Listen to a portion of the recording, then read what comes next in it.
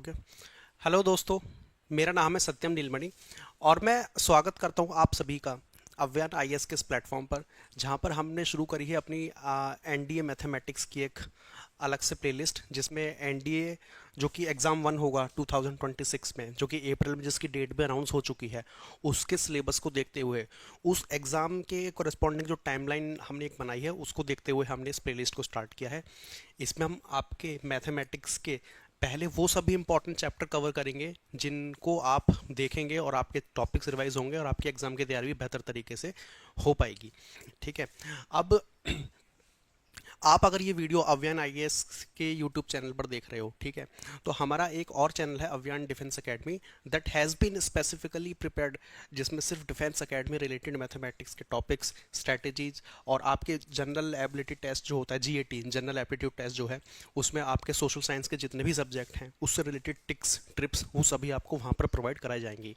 ठीक है। वो चैनल बहुत स्पेसिफिकली डिज़ाइंड है आपके एनडीए के पेपर के रिलेटेड ही। ठीक है, तो आप सभी उसको सब्सक्राइब करें और उस चैनल का लिंक जो है इस वीडियो के डिस्क्रिप्शन में आप सभी को मिल ही जाएगा।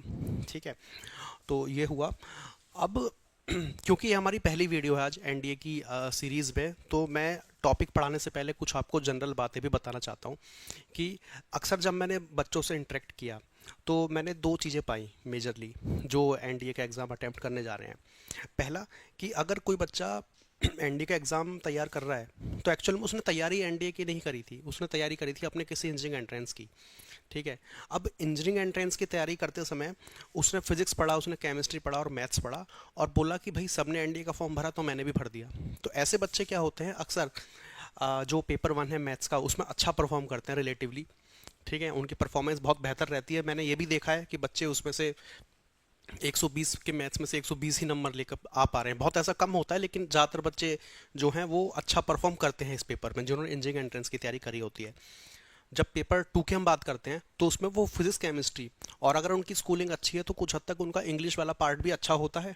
ठीक है, जिसके बेसिस पे वो 25% जो स्कोर चाहिए मुझे 600 में से, उसमें से 150 नंबर वो ला पाते हैं और उनको एसएसबी का कॉल आता है। लेकिन क्योंकि इन बच्चों ने कभी अपना जीएटी तैयार नहीं करा होता, ठीक है, तो एसएसबी में यही बच्चे पहले दिन बाहर निकल कर आ रहे होते हैं। ठीक है, तो एक तो इस तरह के बच्चे हैं। तो ये बच्चे रिटन एग्जाम तो क्वालिफाई कर लेते हैं, लेकिन ये फिर एसएसबी से बाहर निकल आते हैं। दूसरी कैटेगरी मैंने उन बच्चों की देखी जो एनडीए बहुत स्पेसिफिकली तैयार कर रहे हैं, पूरे 2 साल उन्होंने तैयारी भी करी। ठीक है, इन बच्चों का ज़्यादा फोकस हो जाता है एक जीएटी वाले सब्जेक्ट्स की तरफ। हिस्ट्री पढ़ते हैं, ज्योग्राफी, पॉलिटी, और इतना अच्छे से पढ़ते हैं कि अगर सोसाइटी में बैठे तो उनके लेवल के जो बच्चे हैं जो उसी एज ग्रुप में मिलेंगे उनसे बेहतर समझ इन बच्चों की पाई जाती है सोसाइटी को लेकर, लॉ को लेकर, हिस्ट्री को लेकर। ठीक है। अब क्योंकि जीएटी का सिलेबस भी वास्ट है और यूपीएससी के बढ़ते हुए ट्रेंड को देखते हुए तो इस टॉपिक में भी समय इन्वेस्ट करना पड़ता है जीएटी के लिए। तो इन बच्चों का जो मैथ्स वाला पार्ट है वो रिलेटिवली थोड़ा सा कमज़ोर रह जाता है। ठीक है, तो ये सारे एनालिसिस मैंने लोगों से बात करके, यूट्यूब पे लोगों के कमेंट्स पढ़ता हूँ तो वहाँ पर बच्चे किस किस तरह की अपनी परेशानियाँ बोलते हैं, यहाँ से मुझे समझ में आई। तो ये दो तरह के बच्चे मुझे दिखे। अगर ये बच्चे जो कैटेगरी 2 के मैंने बोले, मतलब कि जो एनडी की तैयारी कर रहे थे, जिनको पॉलिटी की समझ अच्छी थी, जिनको ज्योग्राफी की समझ अच्छी हो रही है, जो हिस्ट्री अच्छे से पढ़ रहे हैं, ये बच्चे अगर good evening Vishnu, good evening Yash, ये बच्चे अगर अपना मैथ्स वाला पार्ट स्ट्रॉन्ग कर लें तो बहुत ज़्यादा चांसेस हैं कि एसएसबी में ये बच्चे अच्छा परफॉर्म करेंगे, क्योंकि एसएसबी में एक्चुअली आपकी प्रॉब्लम सॉल्विंग स्किल इवेल्यूएट होती है, और ये problem solving skill rather than on the technical, ये होती है आपकी टीम वर्क को लेके, एक समझ को लेके, और वो समझ ज़्यादा डेवलप होती है आपकी सोशल साइंस की स्टडीज़ से। एसएसबी में कुछ इवेल्यूशन आपके टेक्निकल टेस्ट पर भी बेस्ड होता है, जैसे कि कुछ verbal reasoning, non verbal reasoning, और वो एप्टीट्यूड बच्चे ने डेवलप कर ही लिया होता है कहीं ना कहीं जब वो मैथ्स उसने पढ़ा ही होता है। ठीक है, तो अगर आप हमारे साथ तैयारी करना चाहते हैं, हम डिफेंस एकेडमी, जो अव्यान डिफेंस एकेडमी है, इसमें हम तैयारी करा रहे हैं आपको। तो इसमें हमारे पास सुरेंद्र सर हैं। सुरेंद्र सर के पास काफ़ी सालों का एक्सपीरियंस है, जिन्होंने काफ़ी सारे सिविल सर्वेंट्स को एग्ज़ाम क्वालिफाई कराया है। ठीक है, सिविल सर्वेंट एस्पिरेंट्स को काफ़ी हेल्प करी है। एग्ज़ाम क्वालिफाई कराने में। और सर ने काफ़ी लोगों को मेंटरशिप दिया है जिन्होंने एसएसबी क्वालिफाई किया है, तो आप हमारे साथ जुड़ सकते हैं। और यहाँ पर मैं आपको मैथ्स पढ़ा रहा हूँ, ठीक है। मैथ्स मैं आपको इस बेसिस पे पढ़ाऊंगा कि एनडीए के जितने भी क्वेश्चन आपको आएंगे एग्ज़ाम में, वो आपके लिए अ, आपको देख के डराएंगे नहीं, इतना तो मैं भरोसा दे सकता हूँ। जब आप एक बार मुझसे पढ़ लेंगे तो आपको ऐसा कभी नहीं लगेगा कि ये क्वेश्चन भाई क्या पूछ लिया, ठीक है। जो मैं हमेशा इस अप्रोच पर चलता हूँ कि मैं खुद एक स्टूडेंट हूँ और एक स्टूडेंट के पर्सपेक्टिव से सोचता हूँ मैं किसी क्वेश्चन को। मैं कभी इस अजम्पशन पे नहीं देख रहा होता कि भाई मैंने पढ़ा दिया तो समझ में आ जाएगा। अगर मैं भी स्टूडेंट हूँ तो इस टॉपिक को समझने के लिए मुझे कितना बेसिक जाना पड़ सकता है, मैं इस बेसिस पर बातें कर रहा हूँ, ठीक है। तो आप, अगर आपके किसी भी तरह की क्वेरी आती हैं तो आप हमसे आके पूछ ही सकते हैं। अगर आप हमारे साथ जुड़कर तैयारी करना चाहते हैं तो कॉन्टैक्ट डिटेल्स आपको डिस्क्रिप्शन में दी गई हैं, आप बिल्कुल हमसे बात कर सकते हैं। अगर आपका मन है कि आप मुझसे एक बार बात करना चाहते हैं तो कॉन्टैक्ट डिटेल पे आप एक बार अप्रोच करिए, आप उनको बोल दीजिए कि हमें मैथ्स के सर से बात करनी है, तो बिल्कुल आपकी सारी क्वेरीज को हम एंटरटेन करेंगे, ठीक है। अगर आप ऑलरेडी तैयारी कर रहे हैं, आपके कुछ डाउट्स हैं तैयारी में, आपके कुछ प्रिपरेशन गैप्स हैं, तो आप वहाँ पर भी हमसे आकर मिल सकते हैं, बात कर सकते हैं, ठीक है। हमारी ऑफलाइन क्लासेज जो हैं साउथ दिल्ली में चल रही होती हैं, साउथ एक्सटेंशन 1 में, और इसके साथ ही हमारा एक ऑनलाइन बैच भी है, ठीक है। और रेगुलरली ये जो यूट्यूब चैनल पे आप क्लासेस देख रहे हैं ये तो हमारी फ्री ही हैं सभी की, लेकिन क्या रहता है कि जब आप इंटरेक्ट करते हैं किसी टीचर के साथ वन वन बेसिस पे, तो काफ़ी सारी जो कंसर्न होते हैं जो आपको नहीं पता होते, लेकिन एक टीचर आइडेंटिफाई कर पाता है आपकी स्ट्रेंथ को लेकर, आपकी वीकनेस को लेकर, वो एक एडवांटेज रहता है आपके पास, ठीक है। किसी भी वजह से अगर आप यहाँ नहीं पहुँच पाते, मतलब हम दिल्ली सेंटर्ड है, तो आप ऑनलाइन बैच में ज्वाइन कर सकते हैं, ठीक है। आप यूट्यूब पर हमारे साथ इंटरेक्ट करें, ठीक है। ऐसा नहीं है कि अगर आप हमारे साथ एनरोल नहीं होते तो आपकी क्वेरीज को हम रिजॉल्व नहीं करेंगे, तो आप अपने डाउट जो है वो यूट्यूब पर पोस्ट करें, ठीक है। आपकी सभी क्वेरीज को हम जो है रिजॉल्व कर लेंगे जितना मैक्सिमम हो पाए, ठीक है। मैंने भी एनडीए का एग्ज़ाम दिया था 2013 में, ठीक है, और मैंने एक ही बार अटेम्प्ट दिया था इसी का, और मैंने अपना एसएसबी दिया था भोपाल में।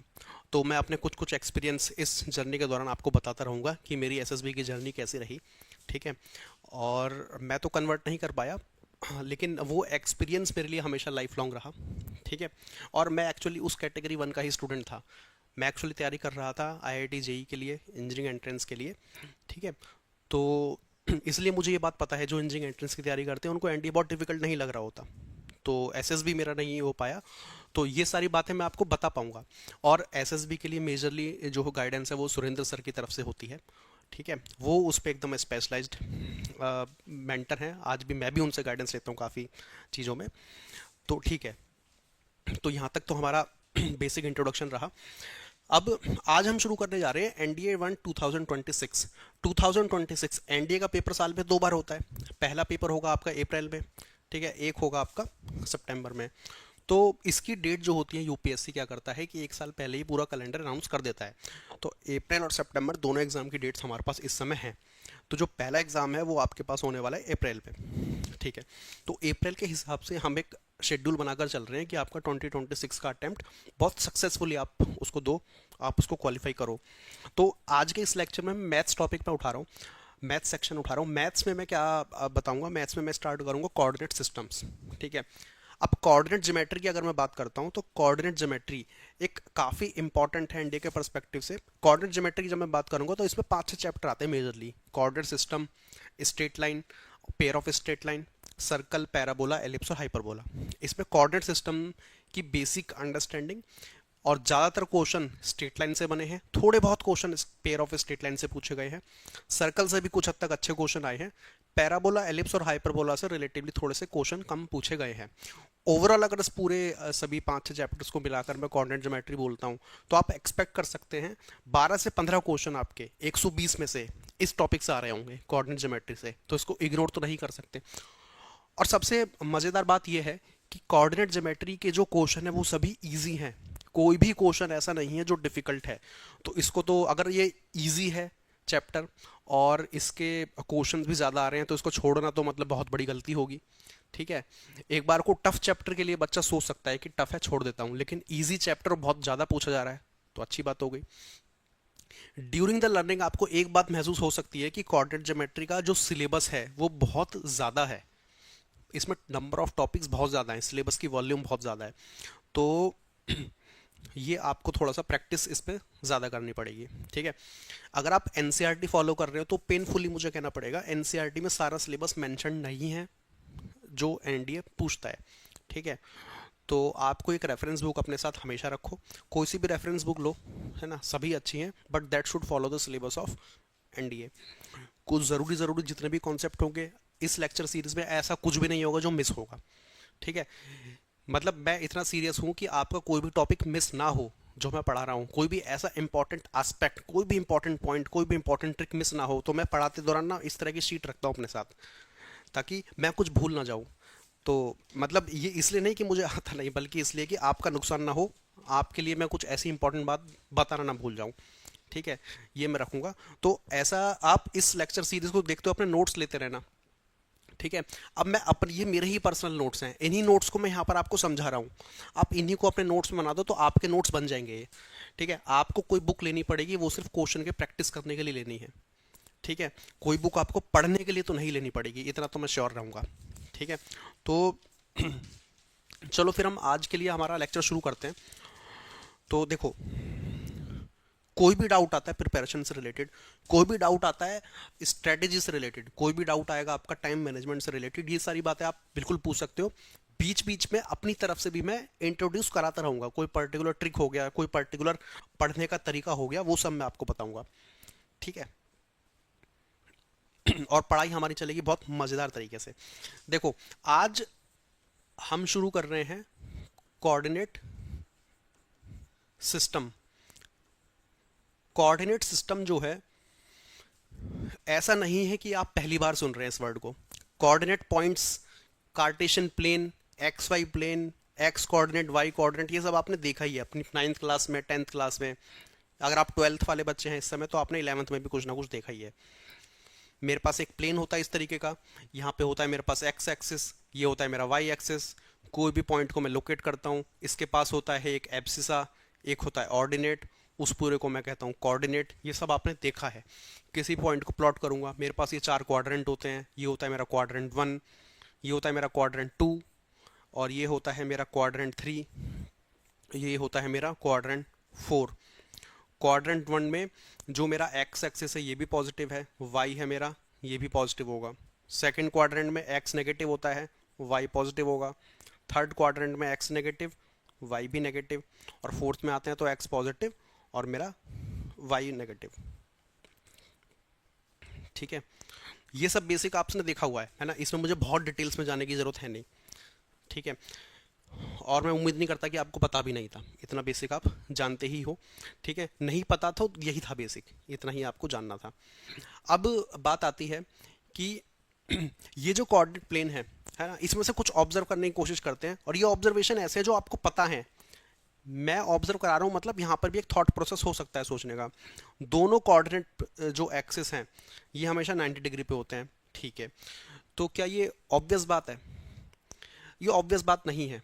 मैं क्या कर सकता हूँ, इस एक्सिस को थोड़ा सा रोटेट भी करा सकता हूँ। तो मैंने क्या करा, मैंने वाई एक्सिस को थोड़ा सा रोटेट करा दिया एक थीटा एंगल पे, ठीक है। एक्स आप इसी को रखो, एक्स मैंने यही एक्सेप्ट कर लिया, इसको मैंने बोल दिया वाई डैश। मैंने क्या करा, वाई को थोड़ा सा रोटेट करा दिया थीटा एंगल पे। तो एक्स और वाई के बीच में अब एंगल कितना हो गया, थीटा। पहले कितना था, 90। तो एक बात आप नोट करना, जब एक्स और वाई के बीच में 90 डिग्री का एंगल था तो उस कार्टेशियन प्लेन को क्या बोलूंगा मैं, रेक्टेंगुलर प्लेन।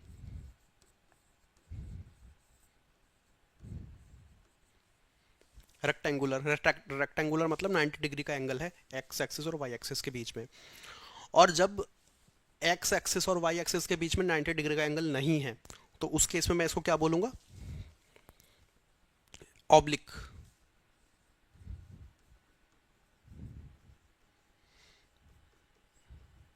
मैं बोलूंगा ऑब्लिक एक्सिस, ठीक है। तो ये हो गया मेरा रेक्टेंगुलर एक्सिस, ये मुझे ग्रीन से लिखता हूं यहां पर, ये एक्सिस क्या थे, रेक्टेंगुलर एक्सिस। तो कार्टेशियन प्लेन जो आप आज तक यूज करते आए हो, जो आज तक आपने जिस पे कोऑर्डिनेट पॉइंट्स ड्रॉ करे, स्ट्रेट लाइन सर्कल जो भी ड्रॉ करा है, वो कौन सा एक्सिस था आज तक, रेक्टेंगुलर एक्सिस। एक और एक्सिस भी हो सकता है ऑब्लिक एक्सिस, ठीक है। ऑब्लिक एक्सिस पे आज तक कोई क्वेश्चन नहीं पूछा गया, आज तक नहीं पूछा क्वेश्चन, लेकिन इसका मतलब ये नहीं क्वेश्चन पूछेगा नहीं, और अगर पूछेगा तो उम्मीद करता हूँ मैं बहुत बेसिक सा ही पूछने वाला है। तो हम बेसिक ही देखेंगे यहाँ पर, और पूरी कोऑर्डिनेट ज्योमेट्री जो हम पढ़ने वाले हैं, और फिर इसके बाद एक एक्सटेंशन आएगा 3D कोऑर्डिनेट का, ये सब रेक्टेंगुलर एक्सिस पर ही डिफाइंड है। तो बस मुझे आपको एक थ्योरी हल्की सी ये बतानी है कि जब भी मैं कोई भी पॉइंट प्लॉट करता हूँ, तो वो पॉइंट प्लॉट एक्चुअली कैसे हो रहा होता है कि ये होता है एक मेरा पॉइंट ऑरिजिन। ऑरिजिन हम उस पॉइंट को बोलते हैं जहां पर मेरे दोनों कोऑर्डिनेट एक्सिस इंटरसेक्ट कर रहे हैं, मतलब एक दूसरे को काट रहे हैं। ठीक है, अब क्योंकि दोनों एक्सिस एक दूसरे के पैरेलल कभी नहीं होते, तो हमेशा इंटरसेक्शन वाला पॉइंट तो मुझे मिलेगा ही मिलेगा। उस पॉइंट को मैंने रेफरेंस ले लिया और उसके मैंने कोऑर्डिनेट्स बोल दिए 0,0। ठीक है, अब आपको कोऑर्डिनेट कैसे रीड करने हैं कि आपको अपने कोऑर्डिनेट एक्सिस के पैरेलल चलना होता है। अगर मैं रेक्टेंगुलर एक्सिस की बात करता हूं तो मेरा एक एक्सिस तो है y, एक एक्सिस तो है मेरा x। ठीक है, तो अगर मेरा ये पॉइंट है तो इस पॉइंट के मुझे कोऑर्डिनेट रीड करने हैं, तो मैं क्या करूंगा, पहले x एक्सिस के पैरेलल चलूंगा। मैं जब तक चला जब तक इस पॉइंट से मेरा जो डिस्टेंस है वो परपेंडिकुलर एंगल पे नहीं आ गया। ठीक है, ये सिर्फ समझने के लिए है, इतना कॉम्प्लेक्स है नहीं कुछ थ्योरी, लेकिन ये समझने का पैटर्न आपको स्ट्रेट लाइन में एक अप्रोच डेवलप करता है चीज़ों को देखने के लिए।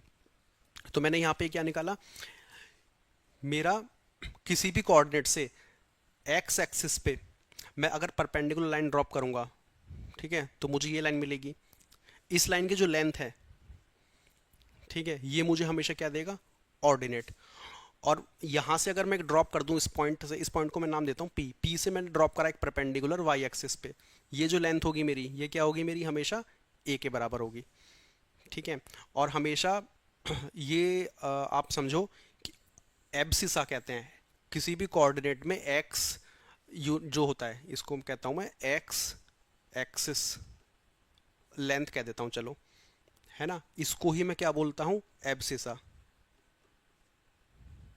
कुछ स्पेलिंग ऊपर नीचे हो गई होगी, इसकी स्पेलिंग मैं अक्सर भूल जाता हूँ, मैंने लिख के भी लाया था वैसे, एब सी ओके डबल एस है यहाँ पे।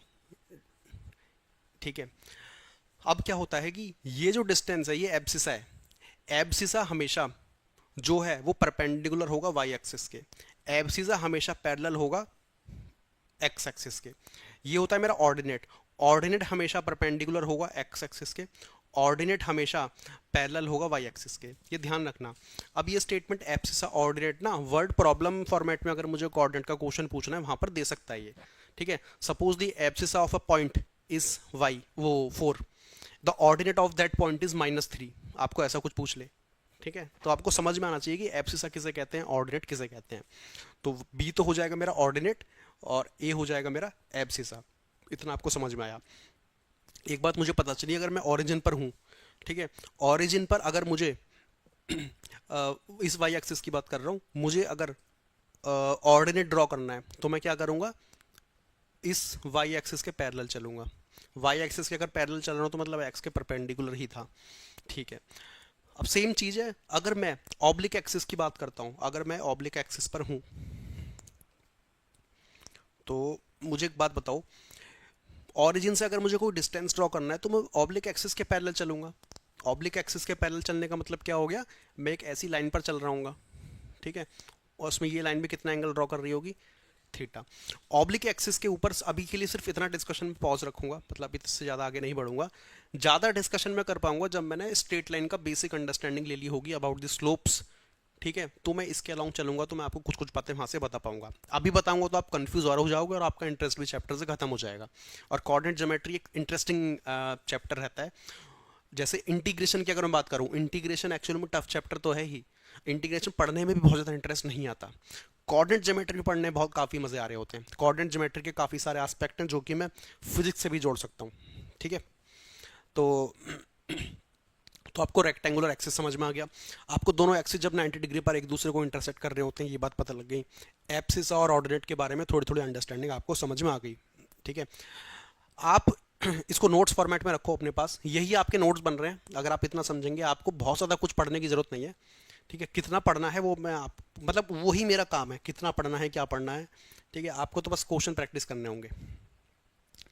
तो आपको इतना समझ में आ गया कोऑर्डिनेट सिस्टम की बात क्या होती है। ऑब्लिक एक्सिस आपको समझ में आता है।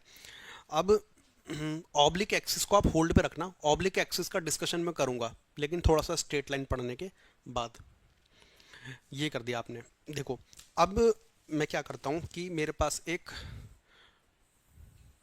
ये कोऑर्डिनेट प्लेन है जो कि मैं अब रेक्टेंगुलर प्लेन ही लूंगा बाय डिफॉल्ट।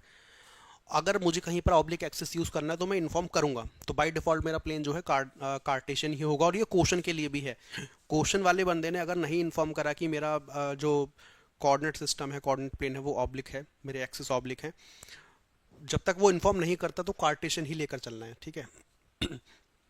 ऑब्लिक एक्सिस पे बहुत ज़्यादा क्वेश्चन आज तक तो पूछे नहीं है, लेकिन पूछेगा तो स्ट्रेट लाइन के बाद फिर मैं वहाँ पर थोड़ी और बात करने वाला हूँ। मेरे पास ये प्लेन है, मेरे पास एक पॉइंट है यहाँ, ये हो गया मेरा ऑरिजिन। ऑरिजिन अक्सर 0,0 ही होता है, लेकिन क्या हमेशा 0,0 ही होगा ऑरिजिन? नहीं, ऑरिजिन शिफ्ट भी हो सकता है। ऑरिजिन शिफ्ट होगा तो उसको मैं क्या बोलूँगा? Shifting of origin. इसको मैं सबसे लास्ट में पढ़ाऊंगा, शिफ्टिंग ऑफ ऑरिजिन को, है ना। आप चाहो तो अभी हेडिंग लिख लो कि ऑरिजिन को मैं 0,0 से उठाकर कहीं और रख दूं। इसका मतलब क्या हुआ, इसे कोऑर्डिनेट्स पे क्या फर्क पड़ेंगे, तो ऑरिजिन को शिफ्ट कर सकता हूँ। और ये हो गया मेरे एक्सिस, ठीक है। ये एक्सिस जो है, ये वाला हो गया मेरा एक्स एक्सिस, ये हो गया मेरा वाई एक्सिस, ठीक है। अब ये एक्सिस अभी 90 डिग्री पे है। मुझे एक बात बताओ, अगर ये एक्सिस मैं रोटेट कर दूं, लेकिन इनके बीच का एंगल 90 डिग्री ही रहे, लेकिन इनको मैं रोटेट कर दूं एंटी क्लॉकवाइज क्लॉकवाइज, तो कुछ कुछ ऐसा एंगल दिख जाएगा, मतलब ऐसा दिखेगा, दिख सकता है। मतलब एक्स को मैंने इधर उठा दिया, एंगल इनके बीच का 90 रखना है, तो वाई मेरा कहीं कहीं यहाँ शिफ्ट होगा, तो कुछ कुछ ऐसा दिखेगा। ये एंगल अभी भी 90 है। मतलब क्या करो, यहाँ पे सेंटर करके हल्का सा घुमा दो, रोटेट कर दो। इसको क्या बोलते हैं हम कॉन्सेप्ट को? इसको बोलते हैं हम रोटेशन ऑफ एक्सिस। ये ऑब्लिक एक्सिस हुए? नहीं, इसमें एक्सिस रोटेट तो हुए पर एक्सिस के बीच का एंगल कितना है? 90 ही है, तो इसको रेक्टेंगुलर ही कहूंगा मैं। बस फर्क कितना हो गया कि मेरे जो है एक्सिस थोड़े से रोटेट हो गए किसी एंगल पे, इसे कहते हैं रोटेशन ऑफ एक्सिस। ये दोनों कॉन्सेप्ट मैं आपको बताऊंगा इस चैप्टर के सबसे आखिर में। तो shifting of origin, rotation of axis, ठीक है। ये अक्सर कंफ्यूज करते हैं लोगों को क्वेश्चन सॉल्व करने में, तो मैं आपको कुछ ट्रिक्स बताऊंगा यहाँ पर। तो rotation of axis, shifting of origin इस कोऑर्डिनेट सिस्टम के सबसे लास्ट में देखेंगे। हमारे टोटल 3 लेक्चर लगने वाले हैं, तो आप मान के चलो कि थर्ड लेक्चर में, सेकंड लेक्चर के लास्ट में, या फिर थर्ड लेक्चर के स्टार्टिंग में मैं इन दोनों टॉपिक की बात कर रहा हूँ। सिंपल है, बहुत ज़्यादा इसमें कॉम्प्लेक्स कुछ है नहीं ऐसा, ठीक है। अब अब बात करते हैं हम, अभी के लिए आप रोटेशन को छोड़ दो, शिफ्टिंग वाले पार्ट को छोड़ दो, ठीक है। अब क्योंकि मैंने ये ऑरिजिन यहाँ पर ले लिया था, ठीक है। अब मुझे एक बात बताना, मैं फिर से ड्रॉ कर देता हूँ, आप साथ के साथ प्लॉट करते रहना, कुछ भी मिस हो जाता है ऐसा लोड नहीं है, ऑनलाइन देख रहे हो, पॉज करके बनी जाएगा डायग्राम। देखो, ये हो गया मेरा x, ये हो गया मेरा y, यहाँ पर है मेरा पॉइंट, इसके कोऑर्डिनेट ले लिए a कॉमा b, ये है मेरा ओरिजिन। डिस्टेंस फार्मूला पढ़ा है आपने, दो पॉइंट के बीच में डिस्टेंस क्या होता है? बंगाल बीट बोल रहे हैं, जय हिंद सर, जय हिंद। देखिए, अगर मेरे पास एक ओरिजिन है, ओरिजिन को मैंने नाम दे दिया O, इसको मैंने नाम दे दिया पॉइंट P, इन दोनों लाइन को अगर मैं ज्वाइन कर दूं, इन दोनों लाइन को अगर मैं ज्वाइन करता हूं, तो इस AOP की लेंथ कितनी बनेगी? x1 minus x2 square plus y1 minus y2 square. Simple, ये क्लास 10 में आप देख चुके हैं। तो यहाँ पर मैं लगा दूंगा डिस्टेंस फार्मूला, तो OP की लेंथ मुझे मिल गई। तो OP की लेंथ मेरी क्या आ जाएगी? a square plus B square. इतना तो समझ में आ गया मुझे, ठीक है। अब मुझे ये बताओ कि OP ये एंगल कितना बना रहा है? थीटा बना रहा है। मुझे इसकी वैल्यू चाहिए। अगर जब भी वैल्यू निकालने के लिए बात करें तो अक्सर कोशिश करना कि x और y कोऑर्डिनेट को यूज करो, ठीक है। तो अगर मान के चलो कि राइट एंगल ट्रायंगल, ये राइट एंगल ट्रायंगल ही समझ में आएगा। मैंने भी थोड़ी देर पहले बताया कि इस पॉइंट से अगर मैं परपेंडिकुलर ड्रॉप करूंगा एक्स एक्सिस पे, एक्स एक्सिस पे, तो ये परपेंडिकुलर हमेशा मुझे क्या देगा? ऑर्डिनेट। ऑर्डिनेट कितना है? बी। अब देखो ये लेंथ कितनी है? ए, ठीक है। तो मुझे बता दो टेन थीटा कितना हो गया मेरा? Perpendicular upon base B by A. तो मेरा थीटा कितना हो गया? Tan inverse B by A. अब बोलो सर ये क्या कर दिया, इनवर्स ट्रिग्नोमेट्री के कुछ कॉन्सेप्ट हैं, जब हम ट्रिग्नोमेट्री पढ़ेंगे तो वहां पर मैं बताऊंगा, लेकिन इसका मतलब अगर मुझे कोऑर्डिनेट पता है तो मैं उसका ओरिजिन से डिस्टेंस भी बता सकता हूँ, और वो डिस्टेंस एक्स एक्सिस से कितने एंगल पर इंक्लाइंड है इस बात का भी अंदाजा लग सकता है। जब मुझे इस थीटा का अंदाजा लग गया तो मुझे इस एंगल का भी अंदाजा लग जाएगा कि वाई एक्सिस से कितनी दूरी पर है।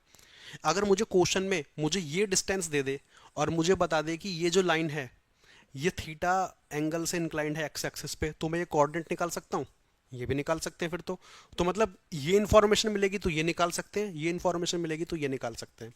ठीक है, एग्जाम में ऐसे ही क्वेश्चन पूछ रहा है एनडीए में, बहुत सिंपल, थोड़ी सी इन्फॉर्मेशन देगा दूसरी बात पूछ रहा है, तो ऐसा कुछ कॉम्प्लेक्स है नहीं यहाँ। ठीक है, अगर आपको बेसिक पता है क्वेश्चन सारे अटेम्प्ट हो जाएंगे।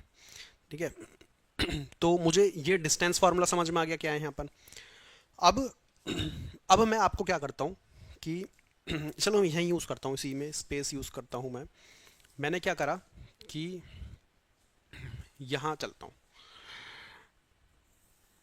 मेरा यहाँ पर कोई पॉइंट है पी डैश।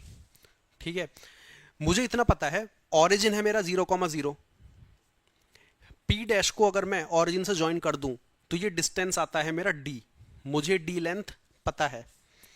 ठीक है, और मुझे बताओ, मुझे ये क्वेश्चन में ये भी दे दिया कि ये जो है थीटा एंगल पर इंक्लाइन करता है एक्स एक्सिस के साथ। मुझसे पूछा है कि पी डैश के कोऑर्डिनेट बताओ, मुझसे ये पूछेगा। अब ध्यान से देखो, अगर मैं इसको एक ट्रायंगल बना दूं ऐसे, इसको मैं P बोल दूं, A बोल देता हूं, चलो P डैश ओ ए, ट्रायंगल दिख गया। ये कितना है, परपेंड 90 डिग्री। मुझे बताओ कि मुझे अगर ये लेंथ निकालनी है P डैश A, मुझे लेंथ क्या पता है, OP डैश, OP डैश मेरी क्या है, हाइपोटेन्यूज। हाइपोटेन्यूज अगर मुझे गिवन है और मुझे परपेंडिकुलर की लेंथ निकालनी है, हमेशा थीटा के रिस्पेक्ट में बात कर रहा हूं, तो मुझे परपेंडिकुलर निकालना है, हाइपोटेन्यूज गिवन है और मुझे थीटा भी गिवन है, तो कौन सा ट्रिग्नोमेट्रिक रेशियोज यूज होगा यहाँ पे, परपेंडिकुलर हाइपोटेन्यूज को कौन सा ट्रिग्नोमेट्रिक रेशियो यूज होता है, कोसाइन थीटा या साइन थीटा, वो परपेंडिकुलर साइन थीटा या कोसाइन थीटा, तो मैं साइन थीटा ले लेता हूं। साइन थीटा कितना आएगा मेरा यहाँ पर, परपेंडिकुलर अपॉन हाइपोटेन्यूज। इस थीटा के रेस्पेक्ट में ये जो परपेंडिकुलर है ये क्या होगा, यही तो इस कोऑर्डिनेट पॉइंट का ऑर्डिनेट है, यही तो ऑर्डिनेट देगा मुझे। और हाइपोटेन्यूज क्या हो गया, ऑरिजिन से इस पॉइंट की लेंथ जो कि डी है मुझे गिवन है। तो मुझे एक बात बताओ, साइन थीटा कितना हो गया मेरा, परपेंडिकुलर को मैंने पी बोल दिया, चलो पी बाई डी, तो पी कितना हो गया मेरा, डी साइन थीटा। तो ये पी कितना हो गया, डी साइन थीटा। तो मुझे थीटा पता था, ये डी पता था, तो ऑर्डिनेट कितना आ गया इसका, डी साइन थीटा। सिमिलरली मेरा एक्स एक्सिस निकालोगे तो मुझे ये लेंथ यूज करनी पड़ेगी, तो इस बार क्या यूज करूंगा मैं, cos theta equals to base by hypotenuse. ठीक है, तो बिल्कुल सही सचिन, सचिन ने जवाब दिया था साइन थीटा। ओके, एक्चुअली क्या रहता है, आप जवाब देते हो और मैं बोर्ड पर देख रहा होता हूँ तो देख नहीं पाता कई बार रेस्पॉन्स टाइम पे, बट इट्स गुड कि आपने रिप्लाई दिया। ठीक है, अब देखो अब क्या होगा, यहाँ पर साइन थीटा की बात हो रही है। साइन थीटा मतलब अगर मुझे बेस निकालना है तो मुझे बेस कितना मिल जाएगा, डी कॉस थीटा। ठीक है, अब बात है क्या क्या है, मुझे हर बार इतना तामझाम करना पड़ेगा, हर बार मुझे सब कैलकुलेशन करनी है, नहीं, सिंपल सा ऑब्जर्वेशन। अच्छा एक बात है, फिजिक्स में आपने वेक्टर कंपोनेंट अगर पढ़ोगे, नहीं पढ़े तो उसमें भी ये ट्रिक यूज होती है। ठीक है, और अगर नहीं पढ़ी तो एक तरह से आपने वेक्टर कंपोनेंट का मतलब डिकम्पोजिशन एक तरह से देख लिया। आपको ये तो समझ में आ गया कि मुझे अगर कोऑर्डिनेट पॉइंट पता है तो मैं उसका लेंथ निकाल दूंगा और एंगल निकाल दूंगा, इतनी बात आपको समझ में आती है। अगर मुझे पॉइंट का डिस्टेंस दे दिया, एंगल दे दिया, मैं कोऑर्डिनेट पॉइंट भी निकाल पा रहा हूँ। मैं इसको थोड़ा सा और इजी कर देता हूँ, ये लेंथ इसलिए था क्योंकि मुझे समझाना था। अब मुझे क्विकली मैं कैसे निकालूं उसकी बात होती है। सिंपल देखो क्या होगा, ये पॉइंट आ गया मेरे पास, इसके मुझे पॉइंट के कोऑर्डिनेट मुझे निकालने हैं। ऑरिजिन से इसका डिस्टेंस कितना है, डी, एंगल कितना लाई करता है, थीटा। अब एक बात बताओ मुझे, थीटा अगर एंगल है मेरे पास तो थीटा, और मुझे हाइपोटेन्यूज गिवन है, ठीक है, अगर मैं इसको जोड़ के एक 90 डिग्री का ट्रायंगल बनाता हूं, राइट एंगल ट्रायंगल बनाता हूं, तो इस थीटा से जुड़ने वाली लाइन जो होगी वो हमेशा बेस ही बोली जाएगी। ये बात तो ऑब्वियस समझ में आ गई। मतलब कि एक राइट एंगल ट्रायंगल है और ये एंगल थीटा है, तो थीटा के साथ जो लाइन जुड़ी रहेगी वो हमेशा बेस ही होगी, और थीटा के ऑपोजिट जो लाइन होगी वो हमेशा परपेंडिकुलर ही होगी। तो अब मुझे एक बात बताओ, थीटा किस एक्सिस के साथ जुड़ा हुआ है? एक्स एक्सिस के साथ। और थीटा जो है एक्स एक्सिस से जुड़ा है, और थीटा ही बेस से जुड़ा होगा। ठीक है, अब मुझे बताओ बेस के साथ कौन सा ट्रिग्नोमेट्रिक रेशियो जुड़ता है? कॉस। सिंपल, तो इसके कोऑर्डिनेट मुझे क्या मिल जाएंगे? D cos theta comma D sine theta. तो कभी याद ही नहीं करना, मतलब सिंपल समझ में आ गया। कभी भी मुझे अगर डी डिस्टेंस दिया है, थीटा एंगल पता है, डी कॉस थीटा हमेशा एक्स एक्सिस होगा, डी साइन थीटा हमेशा वाई एक्सिस दे रहा होगा मुझे। ठीक है, फिजिक्स में यही वेक्टर कंपोनेंट को मुझे डिसॉल्व करना था ना, एक्स कंपोनेंट बताओ वाई कंपोनेंट बताओ, तो मैं D cos theta D sine theta ही निकालता था वहां पे। ठीक है, ओके, बहुत सही सचिन, कॉस थीटा, नाइस। ठीक है, तो ये बात मुझे यहाँ पर समझ में आ गई यहाँ पर। चलो बढ़िया। अब एक कॉन्सेप्ट था ऑब्लिक में पोलर कोऑर्डिनेट का। पोलर कोऑर्डिनेट और इसमें एक लिंक है। ठीक है, पोलर कोऑर्डिनेट क्या बोलता है कि अब मुझे एक बात बताओ, चलो पोलर कोऑर्डिनेट से पहले ही, मतलब ठीक एक स्टेटमेंट बैक लेता हूं मैं। ये वाले कोऑर्डिनेट आज तक हमने ए कॉमा बी फॉर्मेट में यूज करें आज तक, 4,5 -5 7 इस तरह से। ठीक है, मुझे एक बात बताओ, ये जो कोऑर्डिनेट थे ये हमेशा एक रियल नंबर था, 17/2 13 ऐसे करके कुछ एक रेशनल नंबर था। ये कोऑर्डिनेट क्या बताता था? ये कोऑर्डिनेट ये बताता था कि ए निकालने के लिए मैं अपने वाई एक्सिस से ए यूनिट दूरी पर हूं, परपेंडिकुलर डिस्टेंस मेरा ए यूनिट है, मतलब मेरा ये डिस्टेंस कितना है? ए यूनिट है। ये बी क्या बताता है? बी कहता है मैं एक्स एक्सिस से बी यूनिट ऊपर हूं या नीचे हूं, जो भी साइन पर डिपेंड करेगा। मतलब मैं ए यूनिट वाई एक्सिस से दूरी पर हूं, बी यूनिट एक्स एक्सिस से दूरी पर हूं। ये ए बी हमेशा ये बता रहा होता है। ये कोऑर्डिनेट हमने आज तक यही निकालने सीखे 9th 10th 11th 12th में। मुझे एक बात बताओ, ये कोऑर्डिनेट और ये कोऑर्डिनेट सेम ही तो हैं? डी कॉस थीटा और डी साइन थीटा सेम ही तो है। इसने भी तो ये बात बताई है कि मैं, अगर मेरा ऑरिजिन से डिस्टेंस डी था और मैंने एंगल थीटा इंक्लाइन करा था एक्स एक्सिस के साथ, तो मैं एक्स एक्सिस से कितना ऊपर हो गया? D cos D sine theta ऊपर हो गया। और मैं वाई एक्सिस से कितना राइट साइड हो गया? D cos theta. तो ये और ये सेम ही तो है, डिस्टेंस सेम है। इन दोनों में डिफरेंस क्या है? ये इंफॉर्मेशन डायरेक्ट डिस्टेंस दे रहा है, डायरेक्ट डिस्टेंस तो ये भी दे रहा है, लेकिन ये डायरेक्ट डिस्टेंस कैलकुलेट नहीं हुआ, इसमें पहले मैंने ओरिजिन से डिस्टेंस निकाला, एंगल को इंक्लूड करा है। तो अगर कोऑर्डिनेट मुझे इस तरह से देता है कभी, या इस तरह से पूछ रहा होता है, तो इसको मैं क्या बोलता हूं? Polar coordinate. ये हो जाते हैं मेरे पोलर कोऑर्डिनेट। और ये मेरे क्या होते हैं? रेक्टेंगुलर कोऑर्डिनेट आप बोल दो। तो ये हो गया कॉन्सेप्ट पोलर कोऑर्डिनेट का, रेक्टेंगुलर कोऑर्डिनेट का। तो इस समय आपको रेक्टेंगुलर एक्सिस समझ में आ गए, पोलर कोऑर्डिनेट समझ में आ गए, सब कुछ समझ में आ गया। ओके, चलो बढ़िया। तो यहां तक चीजें सॉर्टेड है। अब बेसिक बेसिक ऑब्जर्वेशन की बात होती है। देखो, कॉन्सेप्ट अगर आपने समझ लिया और आपने चीजों को ऑब्जर्व करना सीख लिया, छोटे छोटे पॉइंट्स को ऑब्जर्व करना सीख लिया, तो वही आपकी ट्रिक बन जाती हैं। जैसे मैं यहाँ आपको कोई ट्रिक बताऊंगा ना किसी टॉपिक में, वो ट्रिक एक्चुअली कोई ऐसी चीज नहीं है कि जो आपको याद रखी जाए। किसी क्वेश्चन को पढ़कर मैंने कुछ ऑब्जर्व करा, वो ऑब्जर्वेशन ही है जो मैं कम्युनिकेट करा रहा हूँ, है ना। और मेरा कोई ऑब्जर्वेशन अगर किसी काम में आ रहा है, किसी चीज को जल्दी सॉल्व करने में आ रहा है, तो उसी को लोग ट्रिक बोल देते हैं। वरना कॉन्सेप्ट हमेशा बेसिक्स पर ही बनते हैं, है ना। तो इस तरह के ऑब्जर्वेशन में बहुत सारे बताऊंगा, हर एक चैप्टर में बताऊंगा, हर एक तरीके के क्वेश्चन पे बता रहा हूँ। और बात है कि आप ट्रिक के लिए, अब ट्रिक क्या है? एक ऑब्जर्वेशन है, तो आप हमेशा मेरे ऊपर ही डिपेंड मत हो। आप जो भी रेफरेंस पे क्वेश्चन सॉल्व कर रहे हो, प्रीवियस ईयर पेपर सॉल्व कर रहे हो, उसको ऑब्जर्व करो। अगर इसमें मैं हल्की सी कंडीशन को ट्वीक कर दूं तो सिचुएशन रिजल्ट क्या आते? अगर रिजल्ट नहीं बदल रहे हैं तो मतलब वो एक ऑब्जर्वेशन हो गया। इस स्टेटमेंट को कॉन्क्रीट करूंगा मैं एग्जांपल्स के थ्रू, है ना। ट्रिक एक्चुअल में क्या है? तो मुझे एक बात बताओ, यहाँ पर ये रेक्टेंगुलर एक्सिस है, मैंने हमेशा यही बोला है, अगर मैं जब तक ये ना बोलूं कि मेरे एक्सिस ऑब्लिक हैं, तो हमेशा एक्सिस मेरे रेक्टेंगुलर ही होंगे, मतलब ये एंगल हमेशा इनके बीच का 90 डिग्री ही होगा। ठीक है, अब मुझे एक बात बताओ कि अगर मैंने एक पॉइंट लिया यहाँ, पॉइंट P, इसके कोऑर्डिनेट क्या ले लूँ मैं? x, y। ठीक है, अगर मैंने कोई लाइन, या फिर अगर मैं y एक्सिस के पैरेलल ही चलता हूँ, नीचे चला, ये पॉइंट P1 ले लेता हूँ, यहाँ पॉइंट क्या आ गया मेरा? P2। मतलब ये पैरेलल है, मतलब ये लाइन वाई एक्सिस के पैरेलल ही है, मतलब ठीक नीचे ही उतर रहा हूँ मैं, कोई ऐसा पाथ होगा। तो मुझे एक बात बताना, तो यहाँ पर कौन सा एब्सिसा बदलेगा कि ऑर्डिनेट बदलेगा? अगर मैं P1 से P2 पर आता हूं और ये लाइन P1 P2 मेरी y एक्सिस के पैरेलल है, तो मेरा एब्सिसा बदलेगा कि ऑर्डिनेट बदलेगा? अगर यहां पर मैं कोऑर्डिनेट लिखूं इसके, तो कौन सा पार्ट है जो बदलेगा? y बदलेगा।